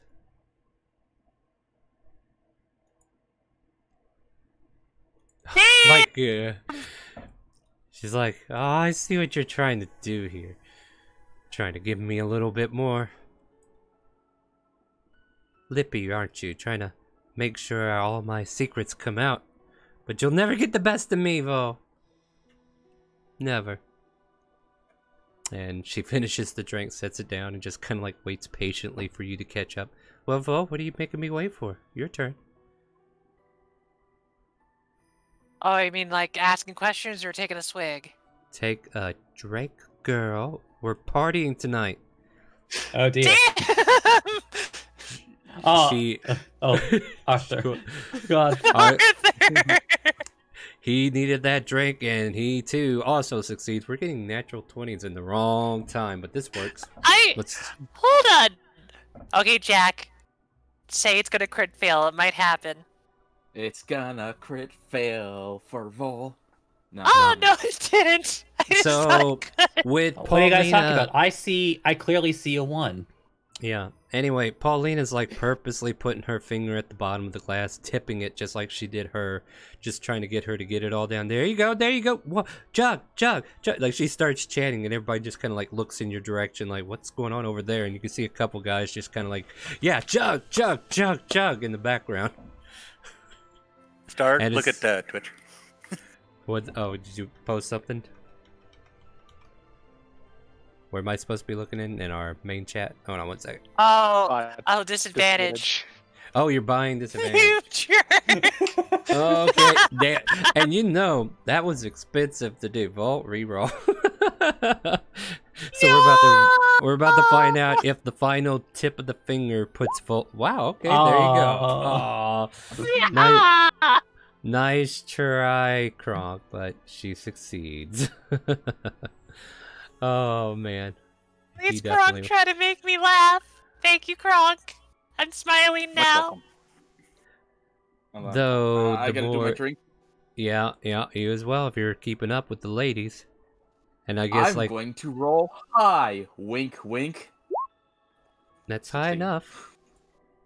There's natural 1 on that other side. I almost jinxed myself. Yeah, you almost did. So, a lot of you have grown tolerant to the good shit, and it shows. And definitely from Paulina, who's been bought several drinks before, she's managing to keep up with you by the luck of the dice from my end. But from story end, you can definitely see like maybe there's some truth to it, right? And she is still hanging in there, even with this buzz trip that she's currently on. And everybody here but poor little Shella is still in the drinking game, if it was to be going on.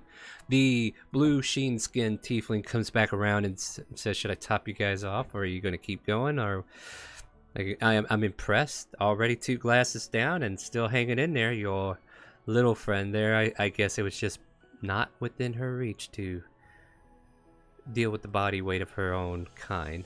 But shall I? Yeah, Paulina points into the cup and once again refills her, and anybody else who points towards their cup gets refilled. Anybody else? You can give me some refill. Oh, go ahead. Arthur as well. Yeah. And then Jack. Arthur's gonna just put his glass out. Yeah. I'll take it. Nothing. Bull's just gonna kind of put out. It's like, I wouldn't mind more of the drink. It reminds me of home. So yeah, just having this lucid moment, and you guys get refilled on these lovely alcoholic drinks, and for the most part, Arthur, this place seems to be a very legitimate business front from what you could tell. Eventually, the blue tiefling kind of like walks away from the bar after giving you guys your drinks, and after she makes sure everybody's attended to, she goes, I'll go get those keys for you real quick. Stay put. And because of the layout of this particular map, I want you to imagine like there's a room that's kind of like isolated over here that is basically like a clerk set up with the, you know, front desk, as it were. And she kind of like goes over there and gets your keys and brings them back and sets them down in front of you. I got you 3 rooms with that money you gave me.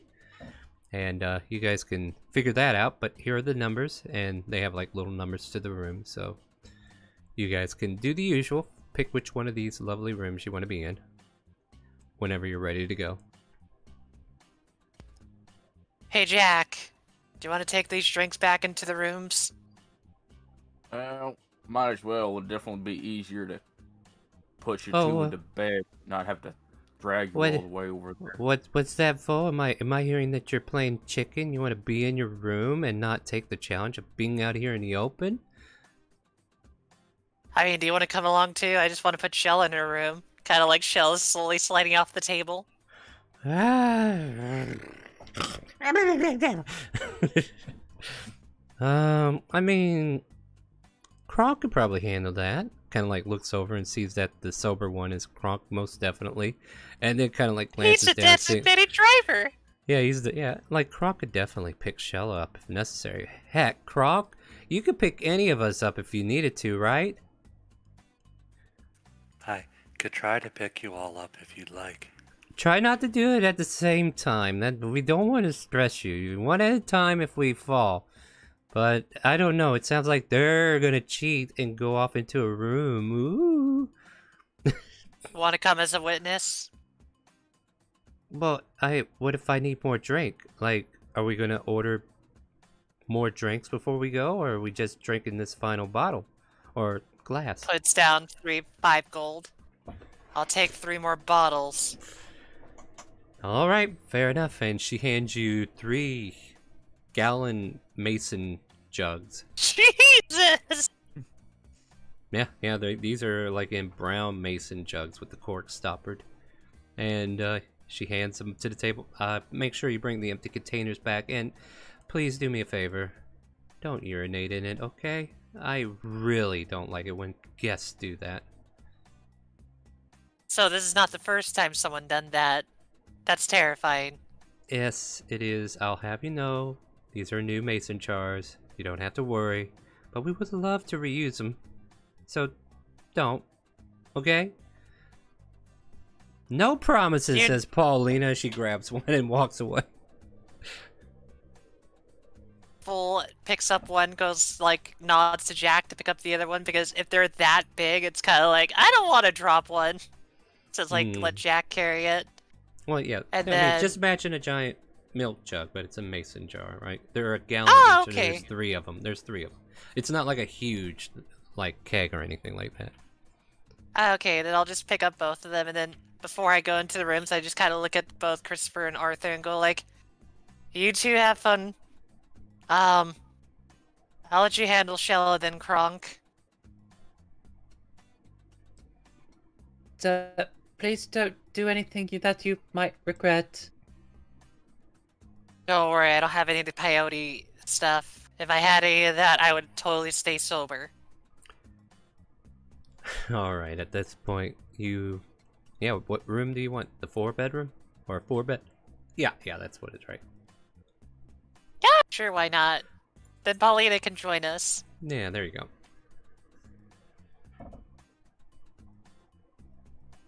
Chinook rides on Arthur's shoulder. Okay. Think Arthur's still BRB. Are you back yet, buddy, or no? That answers that. You And know, if you're Kronk, muted- I've always wondered if you could humor me. He's gonna make a funny face. By literally Not humor quite sheet. what I meant, but... So, what exactly... In all the bars that we've ever gone, all you've ever ordered is either, you know, something like more on the watery side, like and even only so much as an ale. What is your fascination with ale specifically? I just think they taste good, and I don't need to get crazy legs.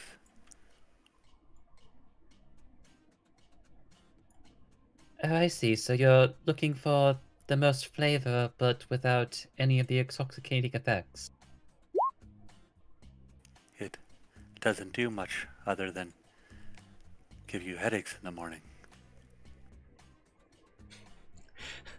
Good night, Arthur. So, have you ever perhaps sampled other of the more, I suppose, what you might say, watery drinks? I've had some wines and many liquors, but the burn generally outweighs the flavor.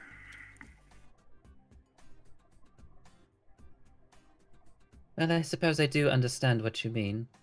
Although I won't lie, there are a certain set of meals that are best, how should I put it, palate cleansing, when done so with something like a red wine, for example. I have savored much red wine. It is good, but the ale seems lighter on days.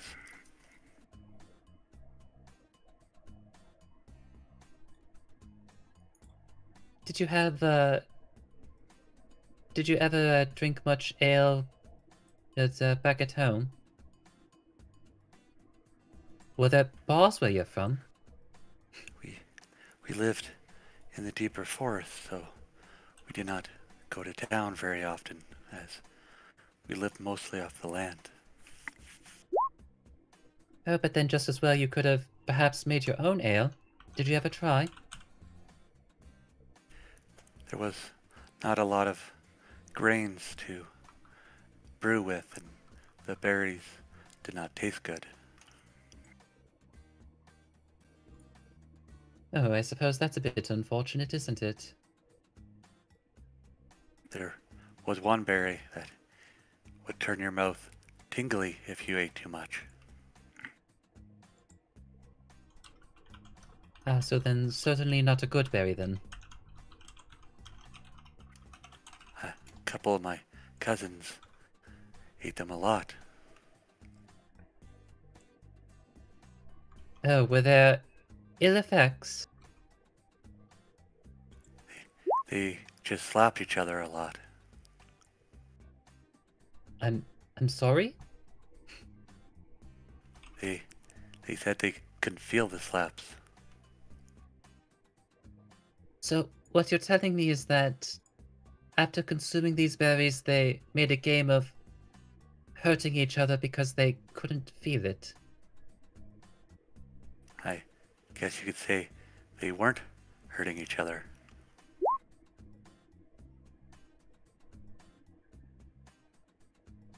Just like Christopher's just like thinking on that for a moment. I suppose that's just something that siblings do then.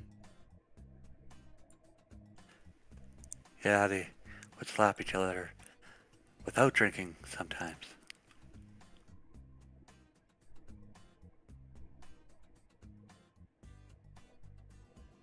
Did you ever partake in such games?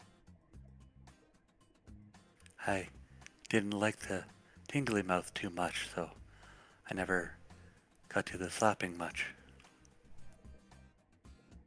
So you weren't quite slap happy then? I believe that's the term, slap happy. Yes, that's what it is. It made me smile a little bit watching them slap each other.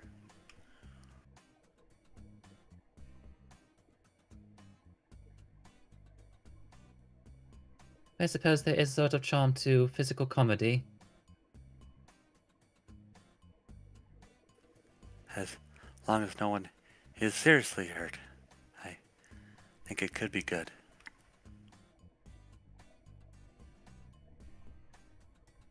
I suppose then I can't help but be a little bit jealous then. didn't get to quite have that experience growing up. You still have time. And Krunk's give him a little slap. Oh, I hope this rolls low. Damn it!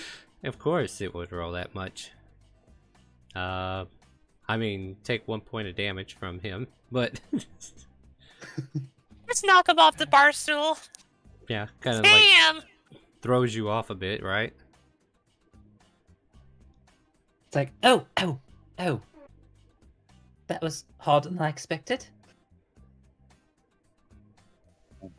Sorry, sometimes I just forget.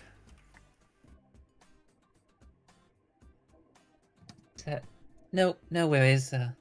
Yeah, I know that you didn't quite mean for it to be that way. Perhaps we should go find a good hot bath. Now that I think of it, excuse me. Oh, yes. Excuse me. Is there perhaps a bath of sorts that we could partake in this city? I mean, we have, like, bathrooms set aside if you want to get into a tub and clean up, but other than, like, a bathhouse?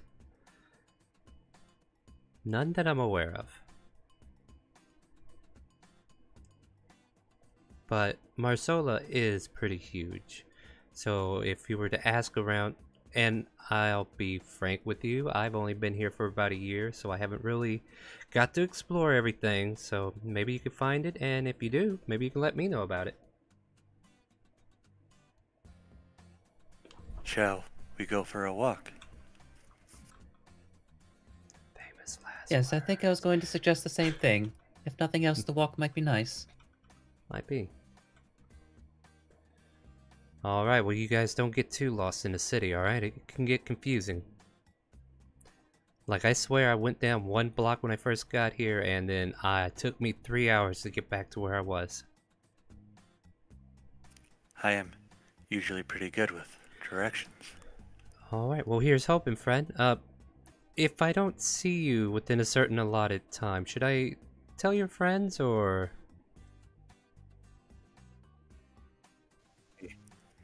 Might ask where we are when they wake up. So wait for them to ask me. Okay, well you can do that. I just, looking out for you guys. I shouldn't suppose that, if you wouldn't mind the company. He's going to... Actually, what's Dorian been doing this whole time as he's been out? What are your commands for Dorian? Like, for now, he's just dicking off, just looking at the space, but unless you tell him something specific.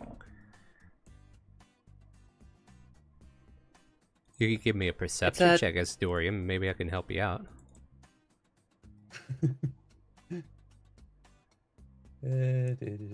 Oh. Where's my mouse? There's my mouse.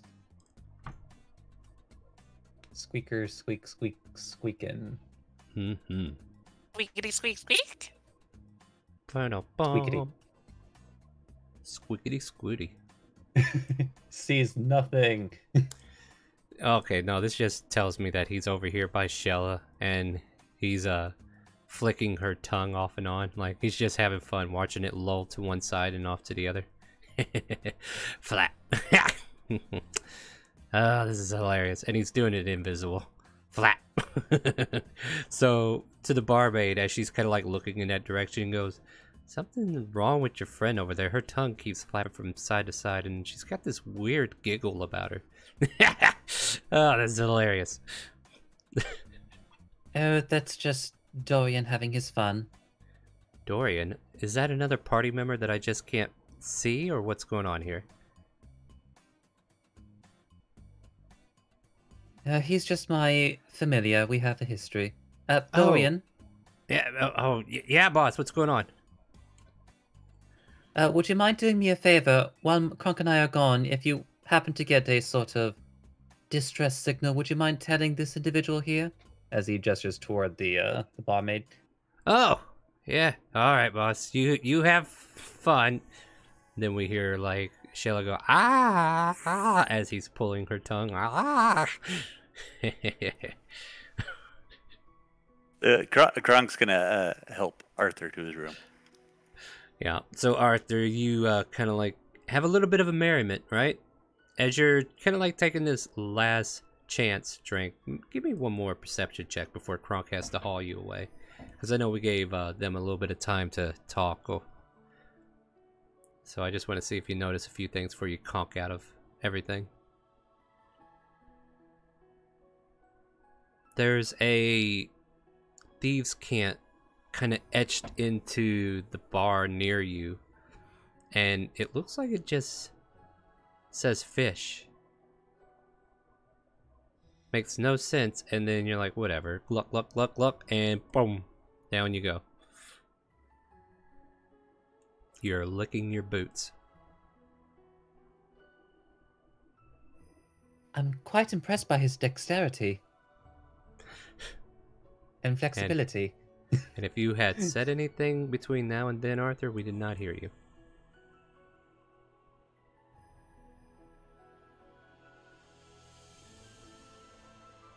And we still don't hear you if you're saying anything now. I figured Okay, I there was you just are. conked out by then. Oh no, I was giving you a chance to kind of like maybe react, but you know.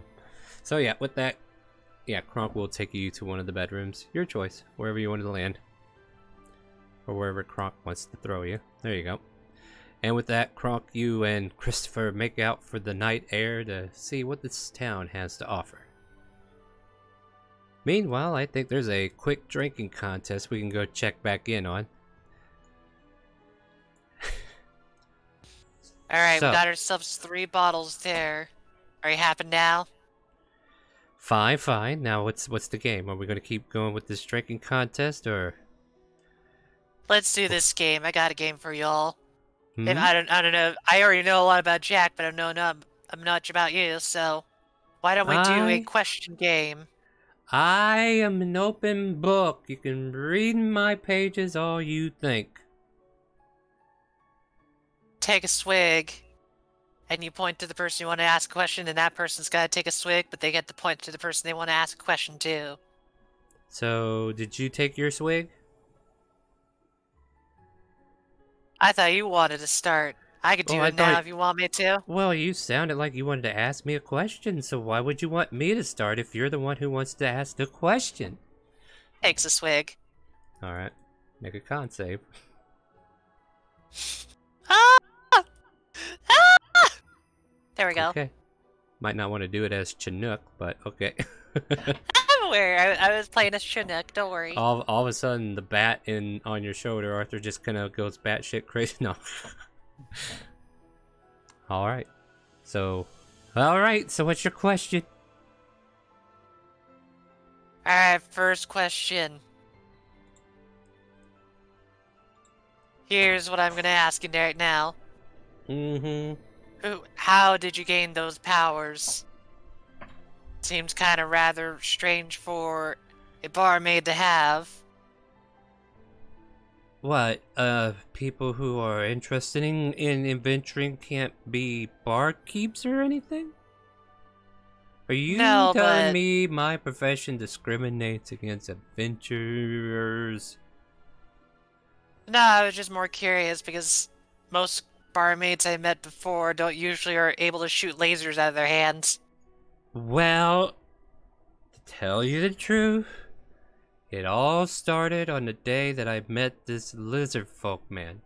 Every day, he would come in and eat a raw item, spill blood all over my bar, aggravate me to all get up, and I tell him, you can't do that here, you need to leave and do it outside, away from here, because I'm trying to keep my bar within the standards, you know, those rules the city makes you follow, because we're not supposed to have raw food out in the open. It's bad for people, but this guy does not get it. Anyway, he starts to understand that I need him not to eat his food outside, and we were kind of like in a truce. Then one day, I don't know why, but he apparently threw oil all over his body. And then this other kobold that we know as Fizzer started chasing him with a firecracker. And then BAM!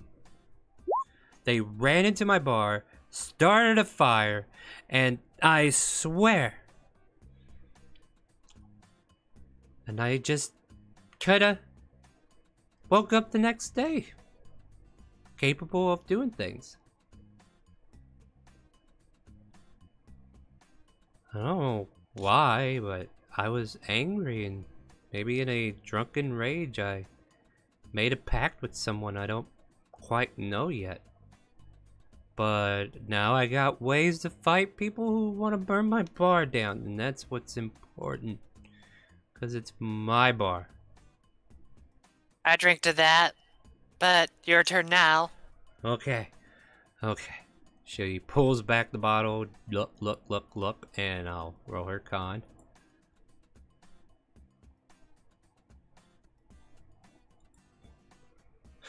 Here it comes!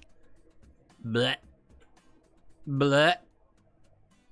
And then she finds a wastebasket and starts throwing up. Bull walks over gently and pulls her hair back. Yeah. Okay, we're not going to go into that detail too much. Blah, blah, blah, blah. Okay, stuff is happening. And Jag, you're just watching this escapade at this moment. So, so we drink, then we ask the question? Maybe we should ask the question, then drink. Yeah. Sorry, if you can't tell, I'm already still a little bit knocked over. Yeah, you two talk a tough game, but you're both lightweights. Why don't you start then? Ask a question now. No. She We gotta thinks... wait for her. We're gonna wait. Yep. As you wait, she finishes, like after a couple minutes, and then she wipes her mouth and everything with the towel. It stands up proudly and says, I can keep going. Alright, you get to pick a person then. Okay, I'm gonna roll a D2 because she's just gonna throw her finger out there in the middle of the air. So I'm gonna give her a D3 to roll. She points at Jack, but she doesn't know what to say.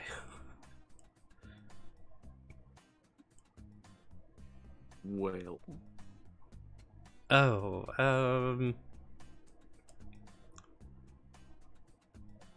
are you and Vol a thing? Cause I am not gonna lie, you two hang around each other way too much. Like, even this kinda like points to the room and the two of you. Just saying, it paints a picture. I'm engaged to a druid. Though I didn't know you will were a admit- druid, Vol. No. I'm not. Oh. Different woman. Though Oh. me and Vol did have. You don't need to tell her that part. Okay. Yep. You don't need to tell her that part. No, Kind of like now- Bull just puts her hand out, kind of go like, I think she gets the picture. No, I think he was answering the question. No, please continue your answer. Don't let her interrupt. She don't get to make all the rules. We're friends? Question mark. Like, we get along, and we. I mean, yeah, that's what competitive. friends do, right? Right? I mean, we can. We're open with each other, at least compared to the rest of them. Like, we don't go spilling ourselves out to those ones out there. And frankly, Flashbacks to just hearing Jack kind of just rant his heart out about Odie. And plus, I mean, stuff she's told me that was personal, I've forgotten. So hey, there's a plus there that she can share stuff with me. If she wants me to forget it, well, guaranteed I've already forgotten it. That So, I'm a doesn't good sound listener. like a friend, but oh, I think he answered my question. His turn. Alright, Bull. That hour we had, honestly, how was I? Paulina stares at you like, wait a minute, hour?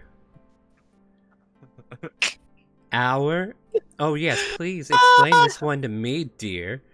I'm not gonna drink until after you answer. Hold on!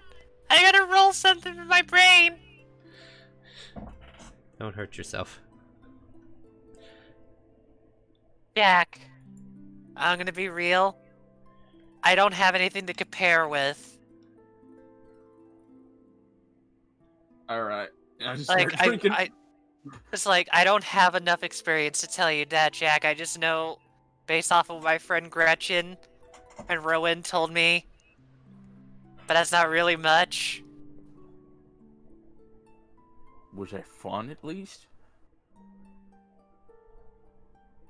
Do I really have to was say he it? fun? Kinda Was like- he You're fun? right. Was he fun? I mean, that's- this Full is starts to the blush. It's like, do I really have to say it? I don't know. No, you don't. That was the second question. I'll drink. yeah, drink. 23. Damn! Yeah, damn, he's got his A game on tonight. Seems he's improved since his last encounter. All right, so Vol, we'll do one more round of this around, and then I'll go see what Christopher and Kronk are up to. Then Vol's gonna point back to Jack. Go like, question back then. But maybe Probably. because I'm kind of curious of, you know, your plans now. Those companions that, you know, sadly are not going to be back to talk to you. Kind of referring to like Brutus and Kenan. She kind of goes like, now that they're kind of out of the picture, what's your plan now? Like, your cunning brutes are no more, from what it sounds like.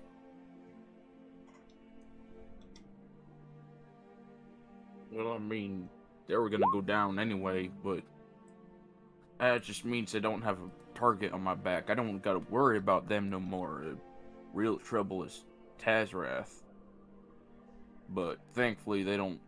I doubt they expect anything of us. I doubt they know of us, aware of them. So we'll just have to be careful about that. Well, that's how I was asking. What are you gonna do now? Are you just gonna hang out with everybody still after, you know, we help out Christopher? Or are you gonna go back to your lady? I mean, I might as well do what I can while I'm all with y'all, because, I mean, she wants to challenge everybody in the world to a big fight. She wants to prove herself to be the strongest, and if I can get Smith-Swan to make another airship, I mean, I could use it to gather people, and, I mean, I might have to get on the Quintessa's good side, and Wait, owe gather her a people? ride in the airship. Gathering Yeah, people? Are you doing? You're not doing human trafficking, are you? No, Oh no, wait, no, should I wait for a question? I'm sorry, that was out of turn. My bad. It's fine. Here's your freebie. She's a bit of a luchador, and she wants people to come to her so she can beat them in a fight. She wants to prove she's the strongest there is. So I was thinking, you know, to get word out, might have to travel out, hopefully with an airship, gather people, bring them back to her ring, and then, you know, that sort of thing. What's a luchador? A masked wrestler. Oh, and she kind of like groans a bit. Ugh, like that Ragnar Savage. Ugh. Well, but she's like good and entertaining, and she talks to squirrels. That's just adorable, Jack. I think it's Jack's turn now, huh? Yep. Oh, drank. Oh, I drank. Oh, she drank. She finished her question, right? Yep. I gave the answer. Yep. So, Vol, roll your con. Alright, let's see what we get. Roll! Okay, Nope, you're good. got it. You're good, but I got good news for you. DC is definitely increasing. I'm very aware, but that's why I'm kind of cynical. Like, if I say the opposite will occur. Right. Maybe. I guess that logic is working for now. All right, Jack. Who do you point to and what do you ask? I'm gonna point to Paulina. I'm gonna take off the hat. All right, be honest. Out of 10, what am I? She's squints. Like, are you really asking me that question? Yes. I mean, the best person to know is the 13 out of 10 barmaid. Hold on, I don't think that rolled right. Nope. Okay. Yep. All right. No! 1. Oh, you're drunk. You don't know what you're talking about. Drink, you asshole. She says as she points at you. You silly one. That's 25. Jeez! Meanwhile, in a different part of the city, like someone is still thinking about the water dripping down his abs. Speaking of which, we can definitely like the. Oh, I guess Paulina's got a turn, right? We'll do Paulina's turn and then we'll move to a different scene. Yeah, sure. Alright, she turns her attention back to Jack. Since we're asking self-appropriate questions, and she kind of like raises her hand, shows off her body. What am I? On a scale of 10 to 20. 25. Good answer. Now she'll drink.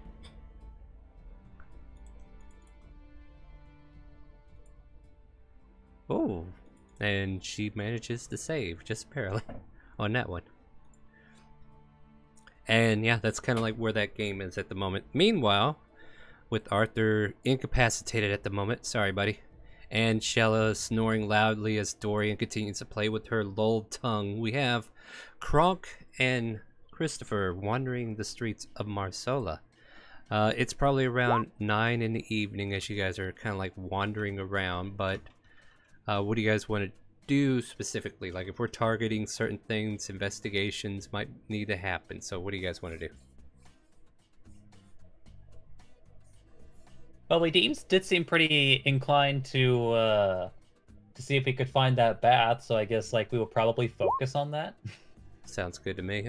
So whoever wants to make an investigation check, you can do so with advantage since there's 2 of you asking around.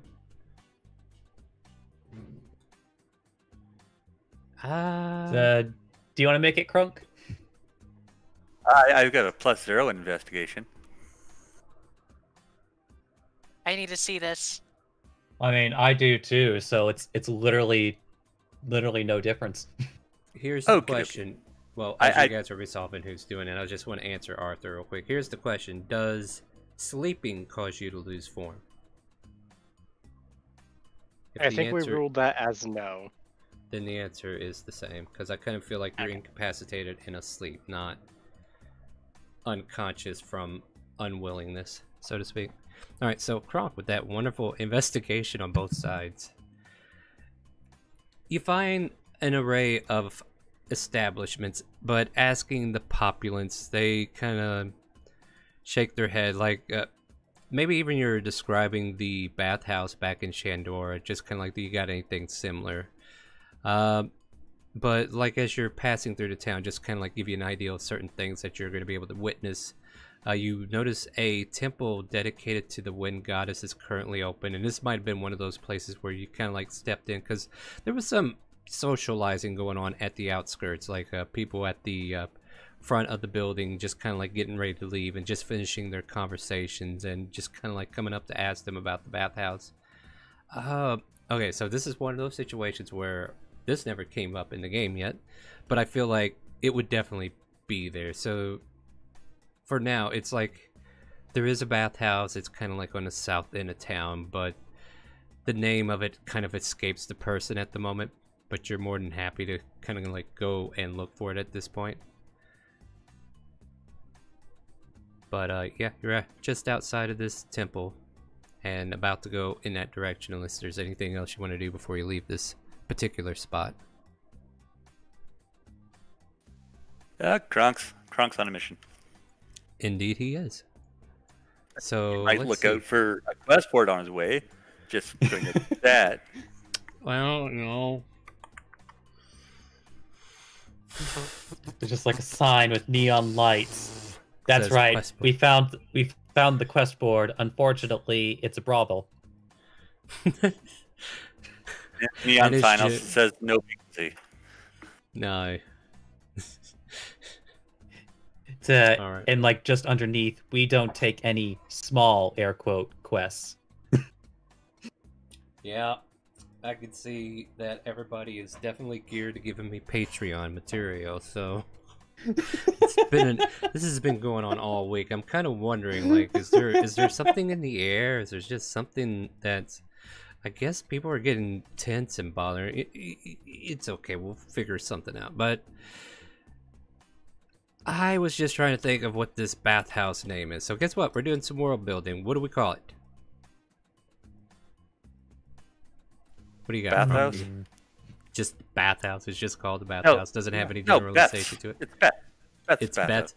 Beth's. Okay, Beth's bathhouse. Yeah, I she like it. got a cousin named Herb. She has a cousin named Herb.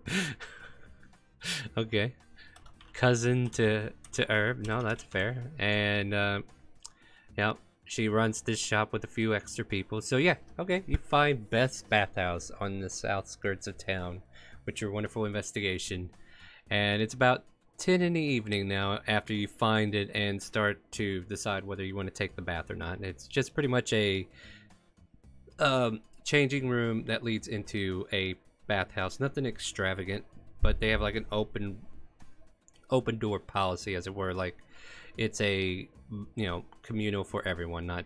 It's not segregated in any way. Hey, Chronicle, pay for him and Christopher's way. Alright, that'll be 2 silver. And the two of you can take a bath. With it being this late, most people have already come and went. And yeah, you have the tub to yourself, so like if you guys want to have a conversation about anything. And if not, we can move on. Kronk's going to start with his standard belly flop into the pool. Whoosh, and slowly sinks down, and bubbles just kind of like burst out at the top of the water. This being like maybe the third or fourth time Christopher's seen this, he's less surprised. Indeed.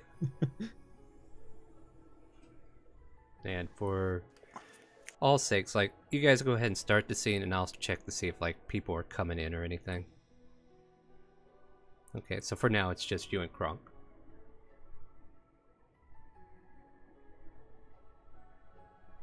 I'll just float to the top.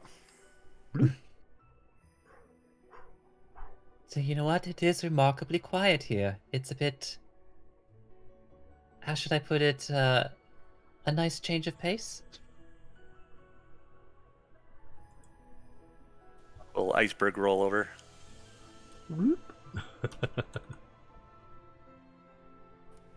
This is what life is about.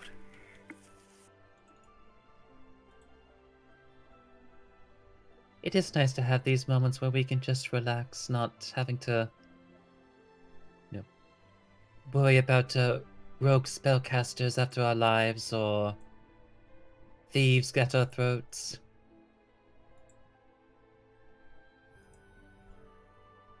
Or people starting a forest on fire. Yes, Again. we do need to work on that, don't we? Shella sneezes in her sleep. Oh dear lord, she gagged.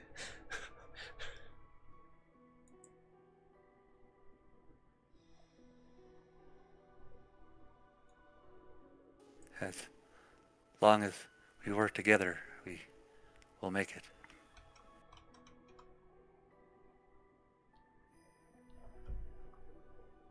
All this time, Kronk, I have always appreciated your company.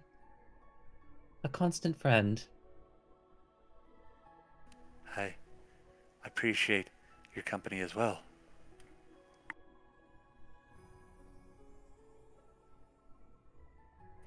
There are too many people that just come and go.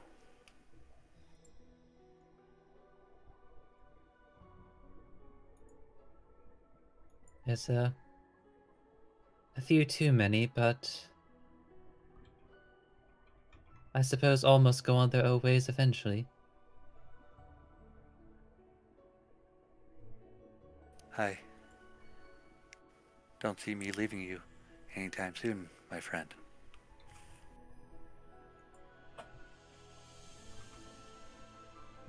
He smiles at that. I appreciate that, Kronk.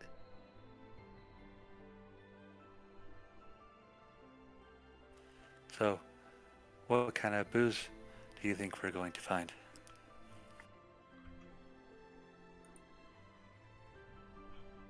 Oh, you mean on this current trip we're on? The pamphlet didn't really say. Well,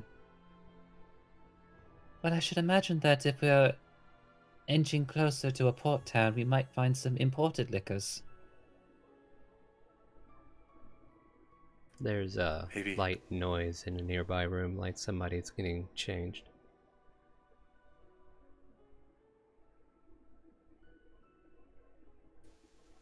Kronk's just gonna quickly look in the direction, but not do nothing.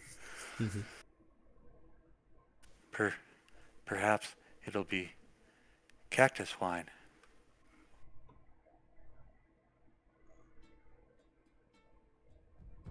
Oh, you know what? I don't believe I've ever tried such a drink. That might be an interesting thing to try. Or maybe some melon wine.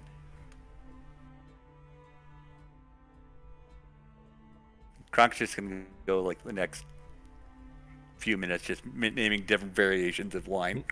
Right. At about which time, like, the curtain kind of like unfurls and we see this half-orc woman just kind of like scantily, you know, she's got like the towel over her chest and everything, and she slowly makes her way to the side of the pool, and kind of like noticing the two of you nearby, she just kind of like gives you a cautious wave and goes off to her own little world and off to the side. Kronk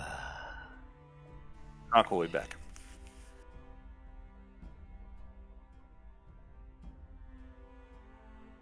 So, you need not distance yourself. We're quite friendly.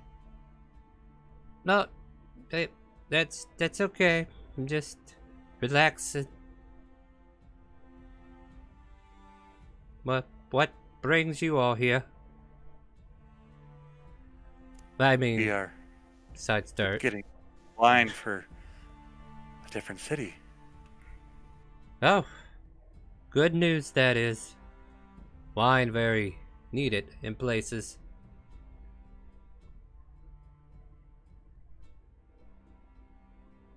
So yes, I suppose a very prominent provider recently, but it was described as perhaps an earthquake. It was very unfortunate to hear of. A shaking thing. And, like, just judging from her speech patterns, like, common's not her native tongue. Oh yes, the earth shook and the building fell down. That sounds rough. Yes, thankfully everyone okay. That good. And instinctively, like, she's coming closer just so that you can hear her, like, trying to make sure that she's not being rude. Is your name? I am Kronk. The DM was actually working on that, but give me a second. Like, I had ideals that I was going to go with, but I didn't. I lost one of my notes to one of the half-orc women that were in town, so I'm going to have to kind of like start over with what I had. She tells you, Mergen name, me. What yours? And I'll type that out and I'll make note of it, because I'll need to know this for later. I am Kronk. That is Christopher. Christopher Kronk. Pleasure. Pleasure? Nice to meet you. Yes, that's right. you can say pleasure.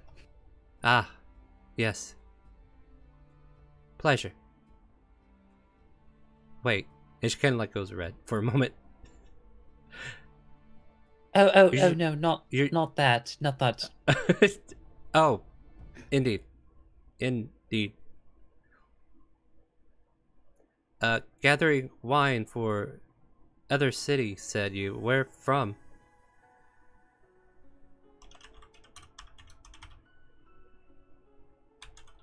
We travel from Shandora. Shandora needs the wine. Oh, is brewery still there? Earthshake. Oh, that weird.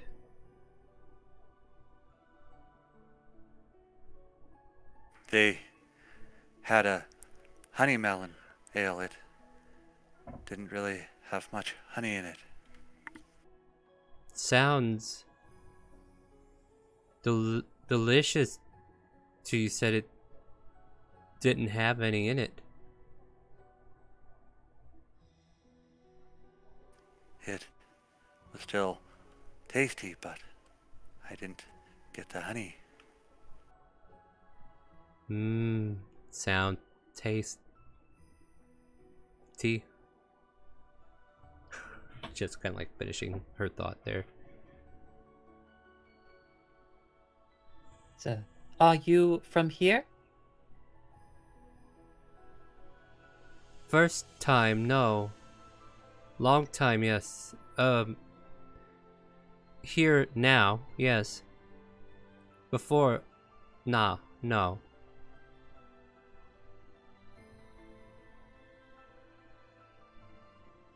So, where do you come from? From Port Miscus, from overseas. Port Miscus. Yeah, you want to roll a history check to see if your schooling has told you where that is? Like, come on, kids. Let's figure out how much geography we can remember today. 16. Port Miscus is a northern city in Citadel Kingdom that's off to the eastern coast. Notorious for getting outside of the main rule of the inner land, as it were.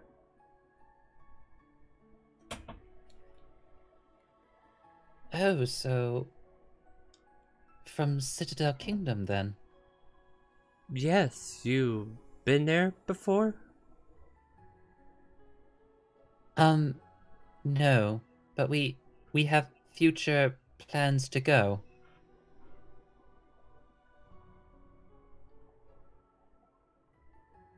She starts to speak in a different tongue. Do you know Orcish, anyone? Nope. Nope. So it comes out as a bunch of grunts at first, and then she sees that you're absently looking at her, and she says, sorry, back tongue, language, linguist, the words. Very troublesome, trouble-ish place. Troublesome, yes. Oh, yes, indeed. Family, yeah. Family gone.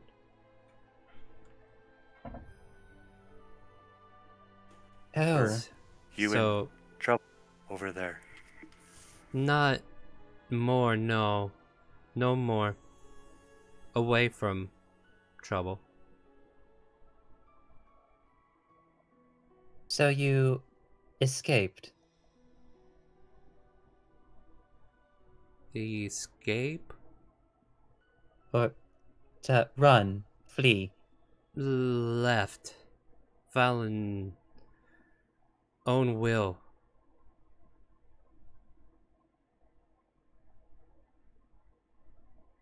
Oh, okay then. So you did not want to live there anymore. So come here. Yes.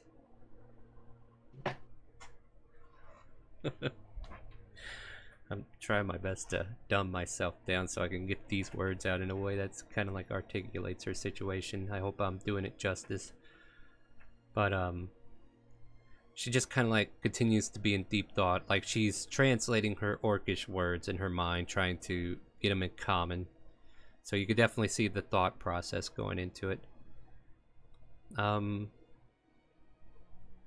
Family gone, but here I work.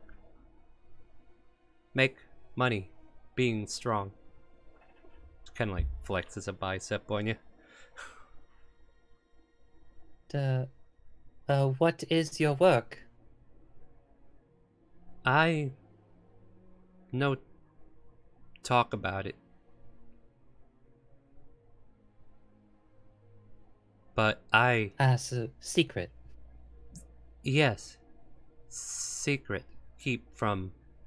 Just... I protect. But secret what? Or who? So a... perhaps bodyguard. Yes. Sounds. Guard body. Guard. Yes. Kind of like thinking it's close to what she means.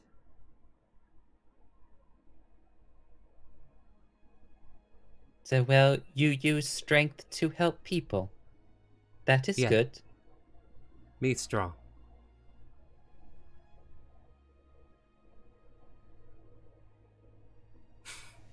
I'm strong too. And he'll flex a little bit. Challenge? Kind of like throws her arm out, like ready to do a arm wrestle. I don't know how to do that in water. Oh, fine surface. We fine hard spot. Back of him.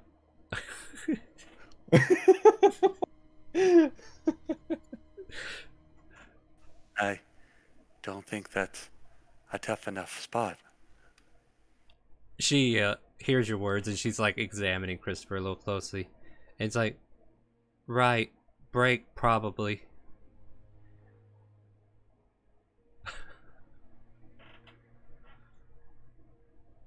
I guess Crunk will move to the edge of the bath.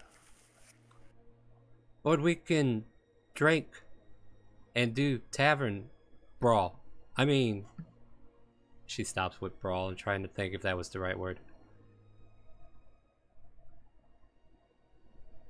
We do not fight those that do not mean us harm. Oh, challenge. Wrestle, arm. Bring arm to arm down. In tavern. Yes. It's a challenge to arm wrestling. Yeah, that.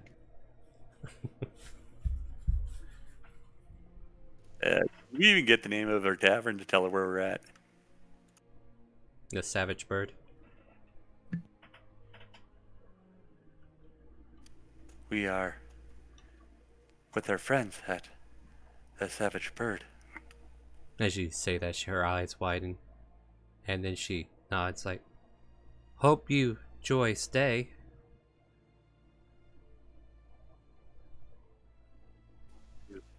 You want to come for a drink?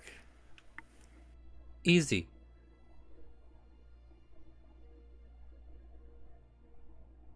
Is how she responds. Easy.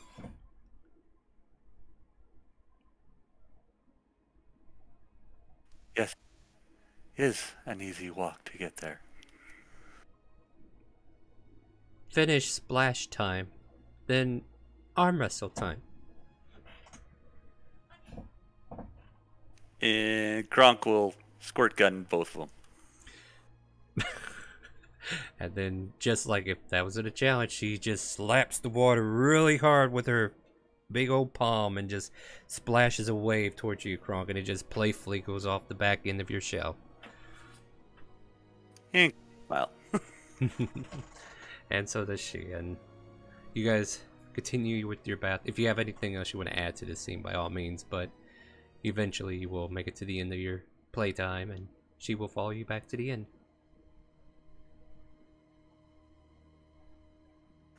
Got nothing else. Making our way uptown. Yeah, so after, like, getting dressed and everything, you notice, like, getting out first, because she's finishing up a few things, as you guys were here a little earlier, right? You kind of, like, notice this giant greatsword. It's kind of, like, leaning against the wall, and, you know, it looks pretty heavy. And then Mergen comes from the pool, wrapped up in a towel, and she kind of, like, goes over there and adjusts the greatsword to get ready to put the rest of her things, and she kind of, like, moves it, grabs the basket from behind, and starts getting dressed on her own, on her side of things, and eventually re-equips the greatsword to her sheath on her back. Ready I am. Shall enjoy a cool night walk. I protect, as she points at you and Christopher.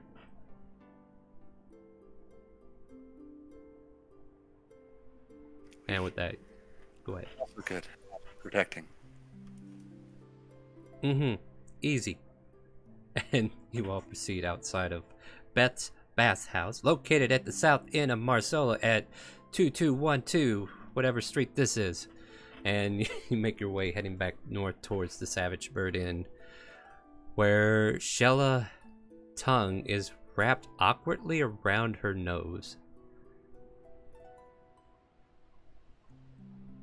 And the tiefling kind of like glances in and says, "Ah, Mergen, welcome back." And she waves as you two kind of like follow in or lead her in.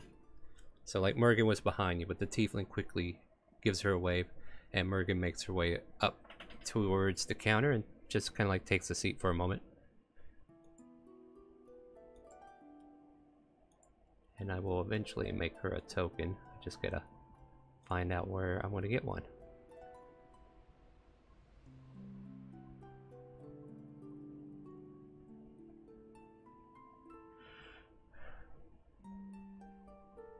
I suppose that... Look, glancing over at Shella, Dorian has been having fun? Yeah, I kind of watched that tongue go in so many directions. It's kind of cute how this little creature seems to be having his way. But, as long as he's no threat to me, I will not interrupt in his funsies, as it were. Mergen, where have you been? Went to splash time. Oh, so you went to the bath. Did you guys find it, by the way? Well, it's hilarious, because now I think about it, she would have known, right? She was busy at the time. Her brain was in all sorts of places. Yeah, you know what? I forgot one of my friends was heading in that direction. She totally told me about it, but I completely forgot because the DM was not ready in that direction. But you know how it goes. But yeah, so she kind of like... So you guys going to be drinking some more, or...? I think we will have some wine. Alright, I'll get you all set up then. And she'll set up 3 glasses of wine as Mergen too kind of like nods happily. And then she's like, "Alright, challenge." And kind of like puts her elbow on the table, takes your forearm, and is ready to kind of like challenge you to an arm wrestling match. And Kronk will perk up. Alright. Do you try to win? Oh yeah, definitely. Alright, so I'll need athletics. And what are we looking at about this level for like a fighter type? Like they should get, let me see what Kronk has here. He has a +5 from that, and so if she's trained in athletics, I would say a +10 is fair, yes? Sure. Alright, just checking. I don't want to be greedy here or anything. Like, I definitely want to make her fair. So, yeah, this is interesting. So, you guys clasp hands, and then it's a hard fight for a moment there, Kronk. You kind of like feel your arm coming back, and then you push her back for a moment, and then eventually she just kind of like claps and forces her, you know, that strength that she has hidden, and it just kind of like catches you off guard, and smack, she slams you to the table on the first try, and she wiggles her hand though and goes, impress, strong, but I win, and she pats herself on the chest. That was very good.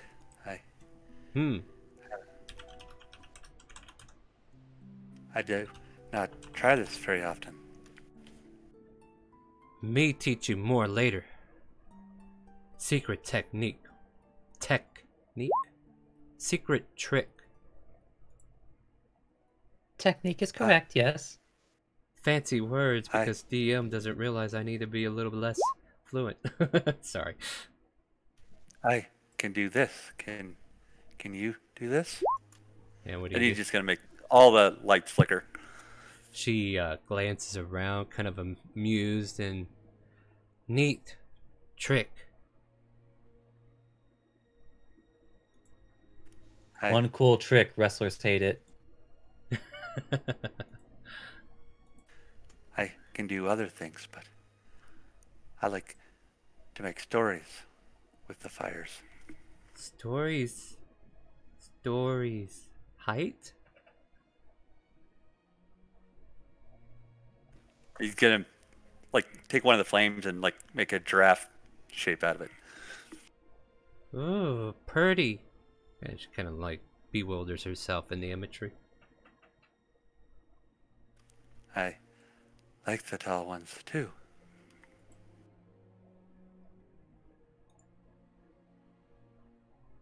She gets lost in the flame. So like if you wanted to like do anything with the imagery, she would definitely keep an eye on it. You might do like a little dolphin swimming or something. Alright. I'm just buying myself time here because I'm looking for a quick picture to make for her token, which I'll probably have to do next session.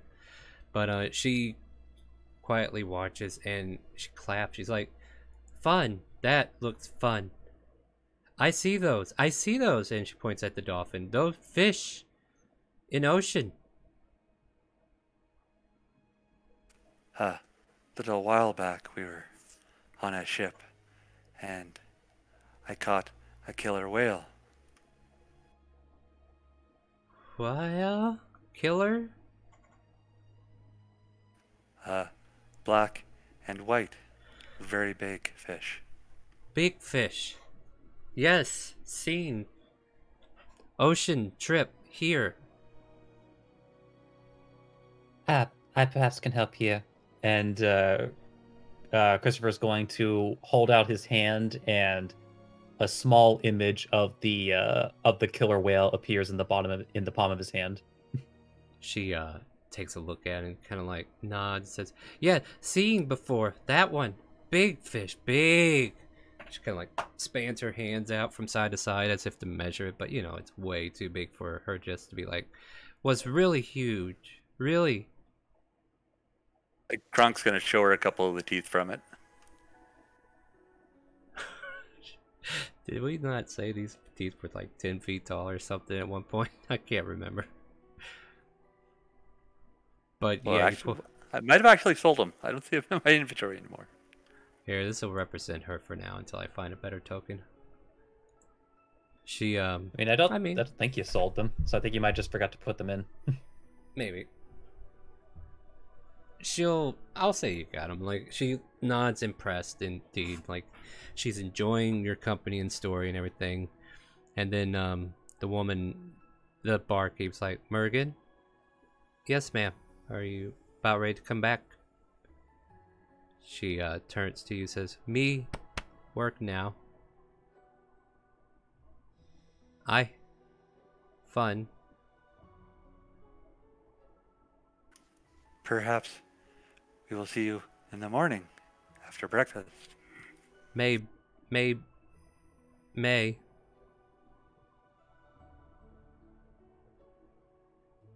And the tiefling just kind of like smiles over to her. All right, Mergen, go ahead. You're allowed back. And she nods and makes her way to this door on this end, and she just walks in. Door shuts behind her. Sorry to interrupt your little company there, but it is very sweet of you to keep Mergen company. She seems like a nice lady. She is for the most part. She's gotten a lot better at her common. But, you know, she still has trouble understanding certain things and just gotta find the right words to get your full imagery about if you don't know Orcish. Yeah, she spoke some earlier, but we did not know what she meant. I mean, it's just common to kind of like fall into a tongue you're more comfortable with, am I right? And then she just kind of like starts saying stuff in Infernal. Kind of like this. And Christopher understood. Yeah. I was like, I think I remember he knows that. Kronk will say something completely different in Druidic. And she's like, yeah, see? Like that back in common. But, I hope you had a good walk. Was the town to your liking? I mean, it's nighttime, not a lot to do right off the bat. We had a lovely walk. Well, I'm glad Sometimes it's just nice to enjoy the peace. Indeed it is. It is very nice. It's been... I must say, today has been pretty pale in comparison to activity, but I am grateful for it nonetheless. By the way, the name's Victoria. Pleasure to meet you, lads. My name is Kronk. It's Christopher, charmed. Indeed. So your other friends, they bought 3 of our mason jars of bootlicker, so I'm sure they'll be sleeping pretty well here in a little bit if they're not already. But I gave you your key, so you should be good to go for tonight. Thank you very much. They will probably need much water in the morning. I'll make They sure are they... very enthusiastic drinkers. Well, you know, I get that a lot from the adventuring type. It seems the adventuring guilds outside of our city seems to spoil them in drinks, so I guess that's why we make so much money off them. But don't worry, you're getting a good price here, don't you worry.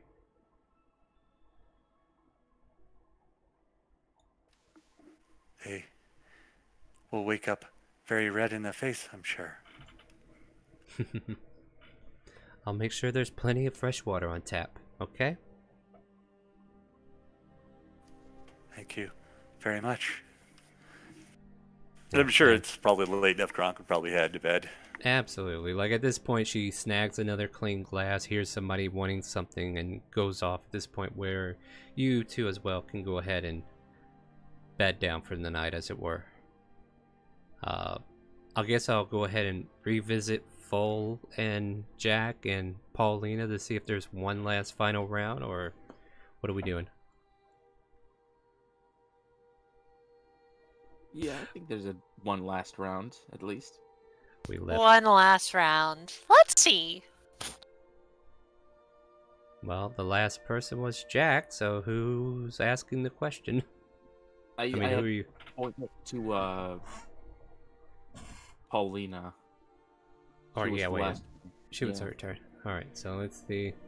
You know what? She's been picking on you too much. She points to Vol. Vol. Vol. Vol. Yes, I hear ya. Don't Vol. worry. Vol? I'm not that far away. I'm Oh. here. Oh god, she can't see me, can she? Why is the horse named Red Rocking Racer? It's too many syllables. Why?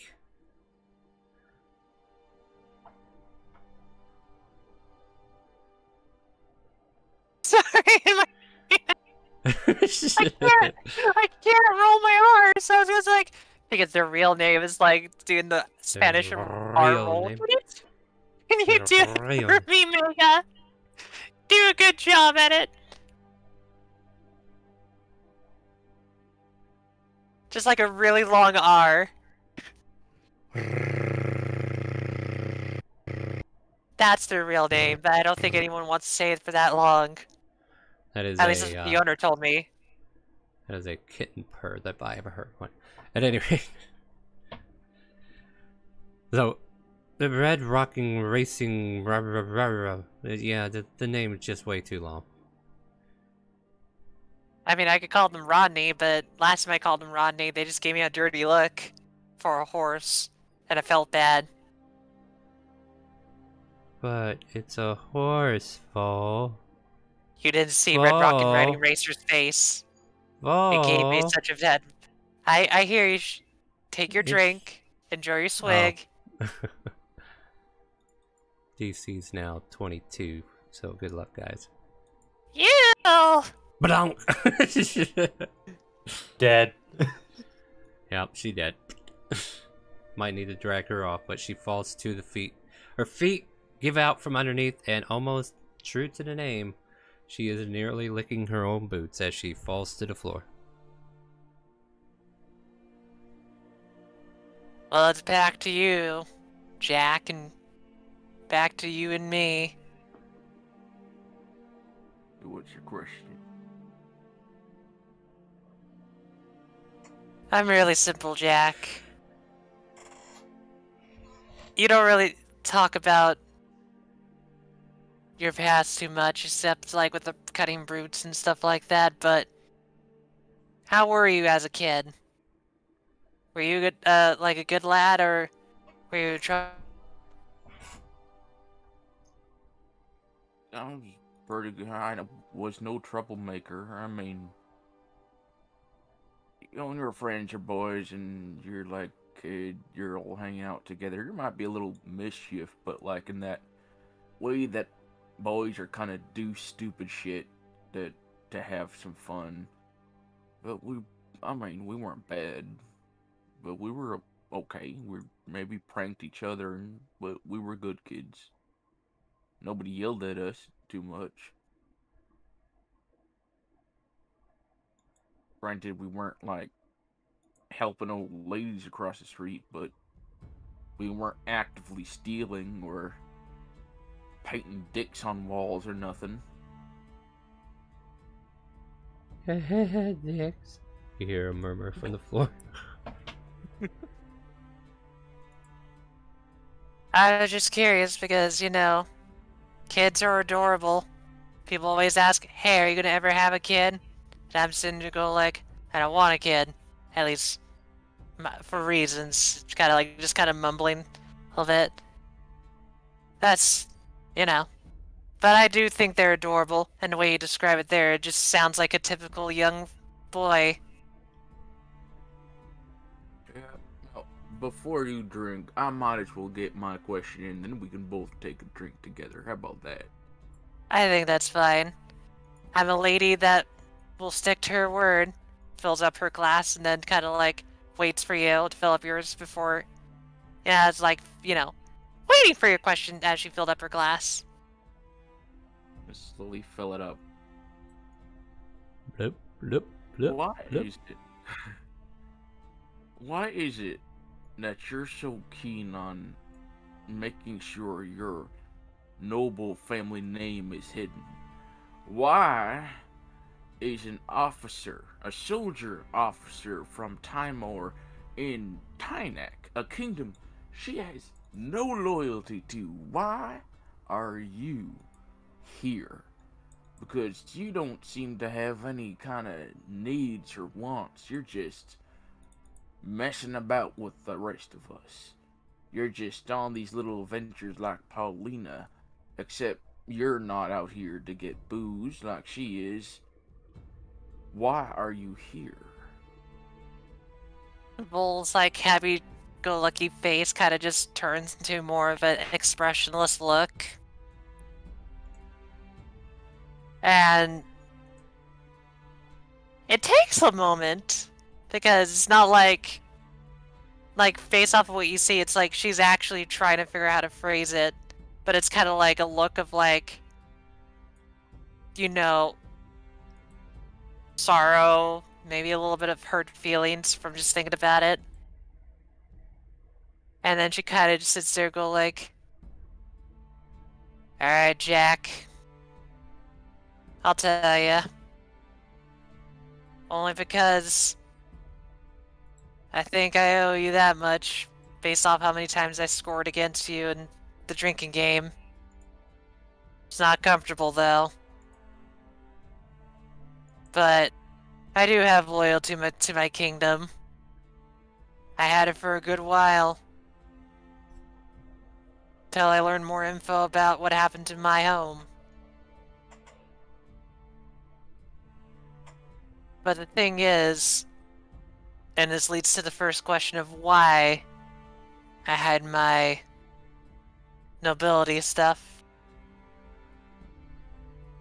Before that awful event, I don't really want to think about too much. Kind of like you'd see her wavering a little bit. She's kind of just like, it was a name I was proud of. No fear. People smiled when I heard it.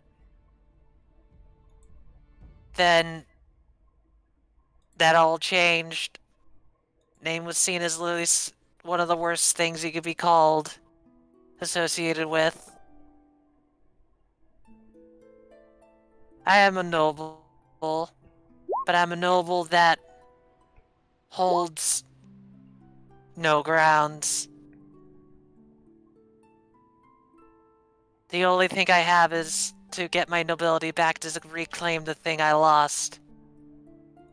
But even with that, people kind of still see me as scum in my homeland, at least near my old region.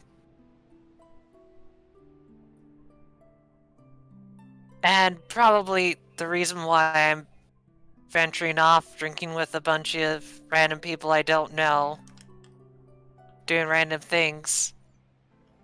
One is to keep my mind off of that, but two, I really need people to trust.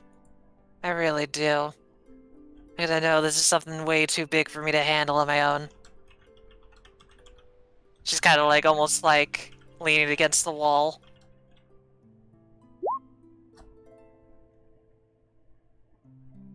Like, I hope that makes sense. I'm sorry, I mean, she kind of just like being weird. Like, oh, like, did I say anything right? Fuck. It's fine. Good thing I asked that when she was out cold. I would. Oh, no, go ahead. Sorry. No, it's quite fine. I'll help you out. And you can trust that I won't say anything to the rest of them until you're ready. Hello, hell, I'm so random. Hello, I'm so random! Alright, give me con saves. Let's get these strengths in you. Yeah, sure. And she's gonna finish up as like, I trust you, don't worry. But we definitely, I feel like I need to have help from them as well. Especially since, and she lifts up the glass, I was literally told, after I met that blind woman, that I was gonna die without you. Takes a nice swig. Well, I'm gone. Yep. I'm going to put up the glass and kind of hold it in weight, and then set the glass down. I'm not actually going to drink it. Not Cheater! Yet. Cheater! As the lights turn off, Vol, you notice he sets his glass down and you conk to the floor. That's the last thing you see. Well, here's what happens. I'm going to put Paulina to bed. She managed And then to I'm crawl gonna... in. Yeah. Would you get her under the covers? Got it. And then I'm gonna do what I did last time with Vol, is remove the pieces of armor. I'm gonna leave them around the table, and then put her into bed. Alright, so after fiddling with her uniform of sorts, you get her undressed enough to get the armor off and put her to bed. And then I'm gonna start getting undressed down to shirtless, and pants, and then I'm gonna sit on the bed and take the drink. All right, sounds fair to me. So go ahead and take that swig now. And just like that, you all manage to start taking your long rest at this point. At the crack of dawn, I believe a few of the early risers would probably be Arthur and Shella, as they kind of like snap awake with their hangover. Ah! And Christopher, you might have waken up because Shella's kind of like moaning and running out.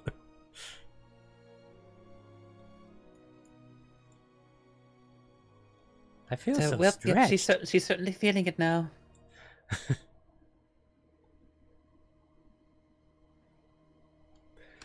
Oh God, boss! I wonder if her tongue's okay. She's trying to get her tongue off her nose. Well,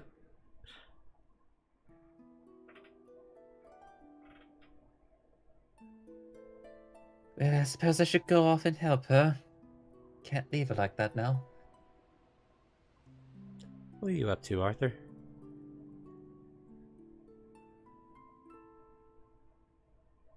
And did you put your mute button on or off?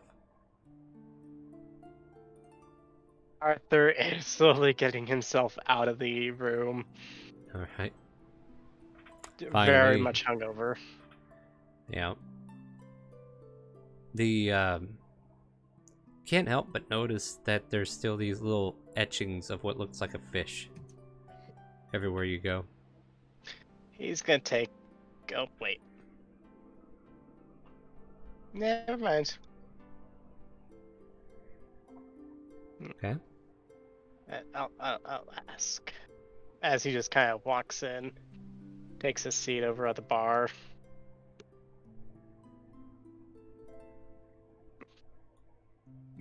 Yeah, I think there might be a different barkeep at this point, like the morning barkeep's like this dull-looking bald man eating breakfast or something. Oh, yes, plus water. Pours you a glass. And it is getting chugged. Don't drown yourself too much.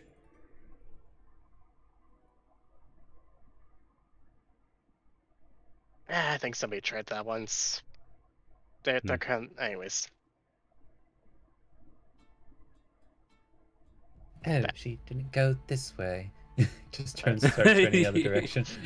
Yeah, I see Christopher pop Shella! out Shella!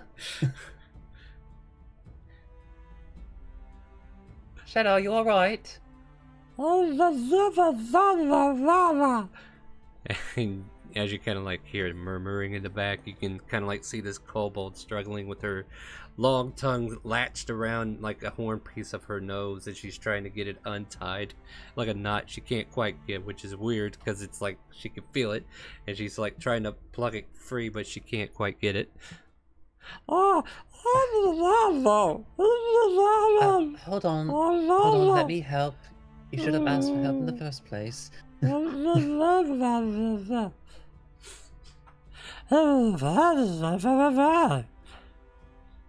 Starts going through the process of untangling it. Okay. Dexterity check, just straight across the board. Oh, gods. And then you have to roll a DC for... No, I'm just kidding. Dorian has to roll his DC to see how well he tied it up. No, I got a DC in mind. Alright, yeah. Oh, apparently... Oh, God, Don't take this the wrong way, folks. Christopher has masterful fingers. It seems so, as you free up the tongue and it snaps back down into her mouth, and she's like, that was what happened? Did my tongue do that on its own? No, I'm afraid that you were the victim of a sort of prank, but it appears that you're all right now. Yeah, thank you. Much appreciated. Oh, well, I guess we should go check on the others then. Oh, gods, that's right. We did leave them in a drinking contest again, didn't we? Oh, yeah, we did, didn't we? Well, I mean, I didn't do anything. Wait, there was a contest? I didn't know this was a competition. Shut up, you literally knocked out after the first drink. Well, that's not fair. I feel Shella, cheated. I don't know if you know this, but that's part of the game. But no, that's cheating. Somebody cheated. Somebody must have gave me the wrong booze or something. She cannot accept the fact that she's a lightweight. That wasn't me last night. That wasn't me. That wasn't me. I'll show him next time. I'm sure that's it, Shella, but you were right in one thing. We should probably check on them. Oh, yes, most definitely. I was about to knock on the door, but then remembers... Oh, right, maybe perhaps more softly. And knock softly on the door.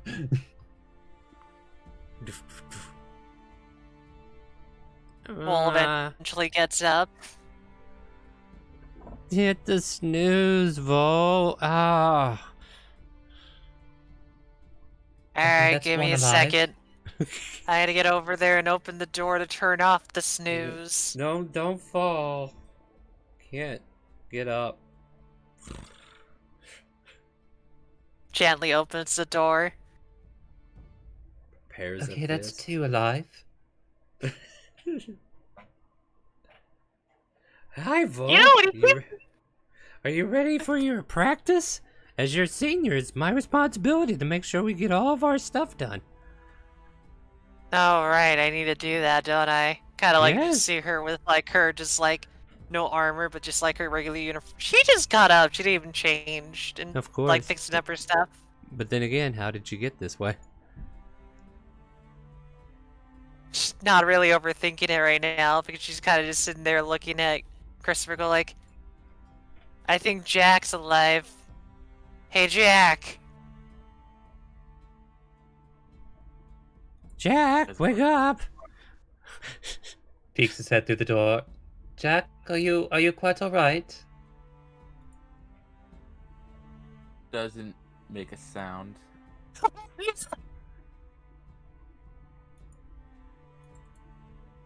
Full walks over to the Jack. You know what they used to do when somebody didn't wake up in my clutch? What'd you do? We used the shake method. Let's let the gentle young man do it. Oh, very, very well then. Like, Christopher just like puts his hands over his chest and just starts shaking. Jack, you all right? That's not Are gonna you alive? work. That's too weak, Vol. Christopher is like blushing incredibly red right now. yeah. Cracks knuckles. Alright. Seems like you need a woman's touch. Just start That rubbing Jack on the head. What was that, Jack? He just goes, that certainly ain't you. Oh, I guess he's awake, guys. I'm trying. His eyes are still closed. If I open my eyes and who was trying to shake me is still touching me, I still have my wand. And I am cranky for being disturbed from my slumber. That's not part of the Christopher's shaking hands immediately method. shoot up.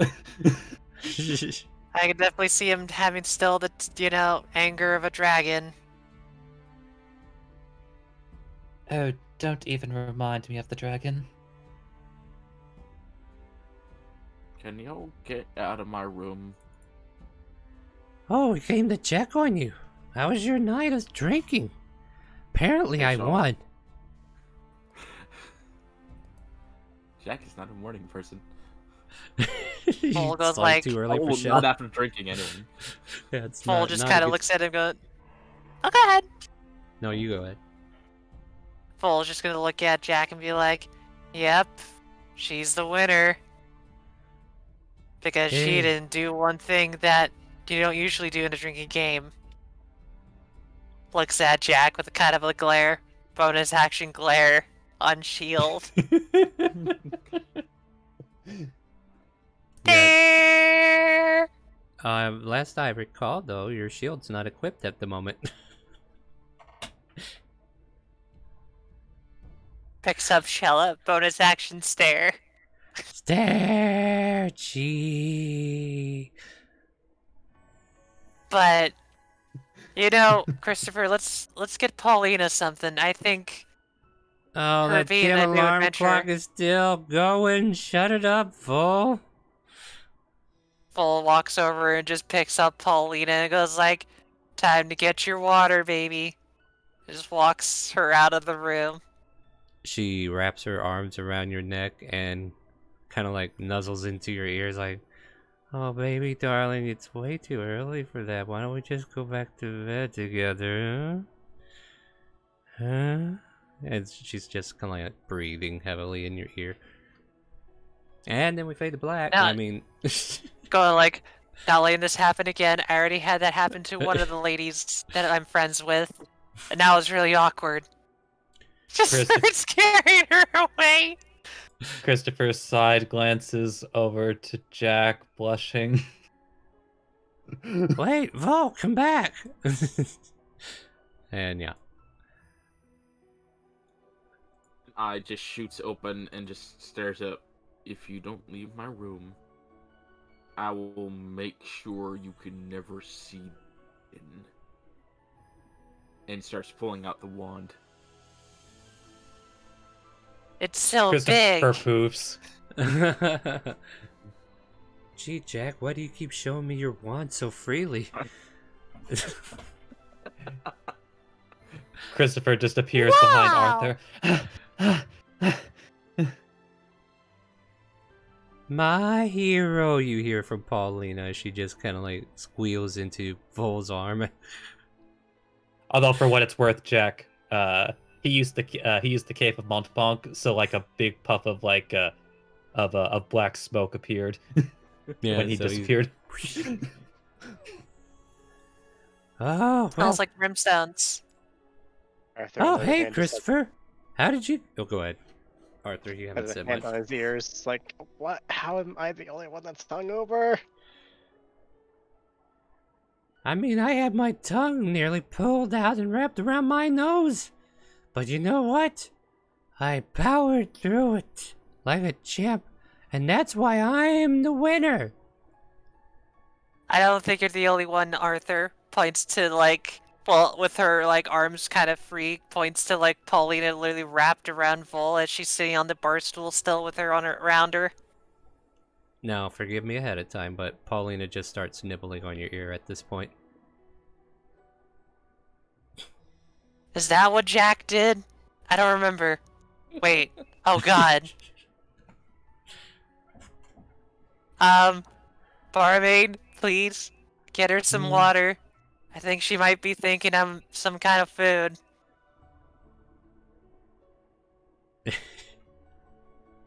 Yeah, yeah. A lot of these interactions are definitely Patreon worthy. But yeah, to keep it above, like she's just kind of like she's not even aware who's holding her, but somebody's holding her. It's like she is playing out a scene in her mind, probably from some love novel, like The Chilled Touch. Who knows? But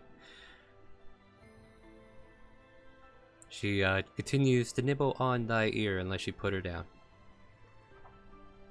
I'm not putting her down till I get that water. Now the barkeep takes out a glass, pours some water. Seems like this is on the menu today. Here you go. Kind of like has her stop nibbling by just like poking her in the neck. No, no, no, no. Let's go back to And bed. just puts the glass of water in her mouth. She coughs for a moment. What the... Vo? Vol, why are you carrying me? I don't know. Why are you so attached to me, honey? She jumps out of your arms and kind of like straightens her outfit up. That's not what I meant. Whew, wow. Yeah, the bootlicker is definitely a strong drink. I think we might have went a little overboard. Is everybody okay? Anybody die of a hangover? Because, oh my god, this hurts. Did not want to get out of that bed. Jack, are you a spirit right now? Is your body still in the room, or are you alive? I'm here. Yeah, I was just slowly come down after everyone else.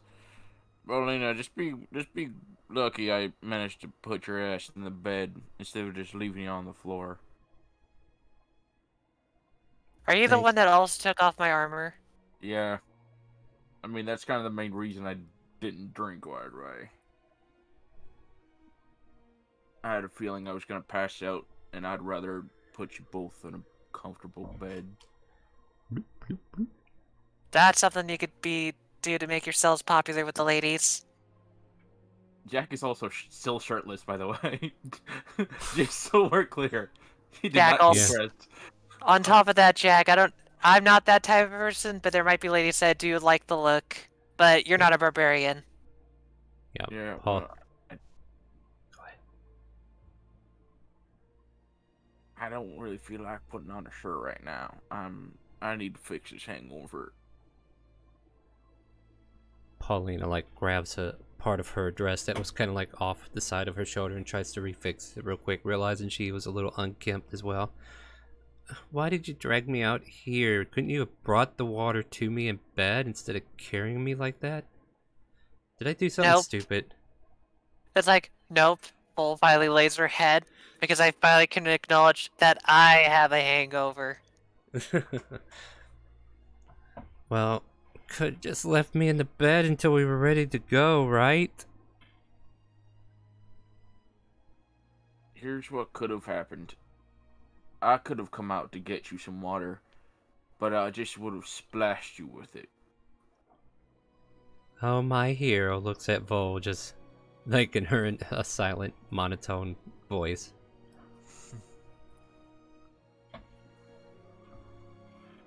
Water Why is... is Jack making it so hard right now? Keeps showing you that wand, I mean... Anyway, water is passed out to anybody who wants it. Kronk, I imagine you're wanting some breakfast to go with this morning? Yep, fresh screens and some eggs. They take a little bit longer to get a hold of the ingredients. It seems like they had to go somewhere to get the greens, but the eggs seems to be plowable. And for the rest of you, like eggs and bacon and toast is kind of like offered as the morning breakfast today. Sorry, it's kind of a basic meal, but here you go, folks. Nah, you're fine. I'm enjoying this already. Are you happy with your greens, Kronk? They're not the freshest greens, but they are good.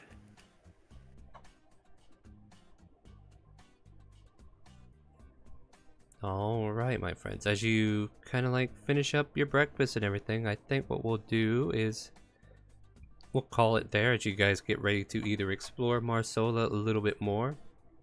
Maybe you could do some shopping next week, or actually not next week, but I'll get into that.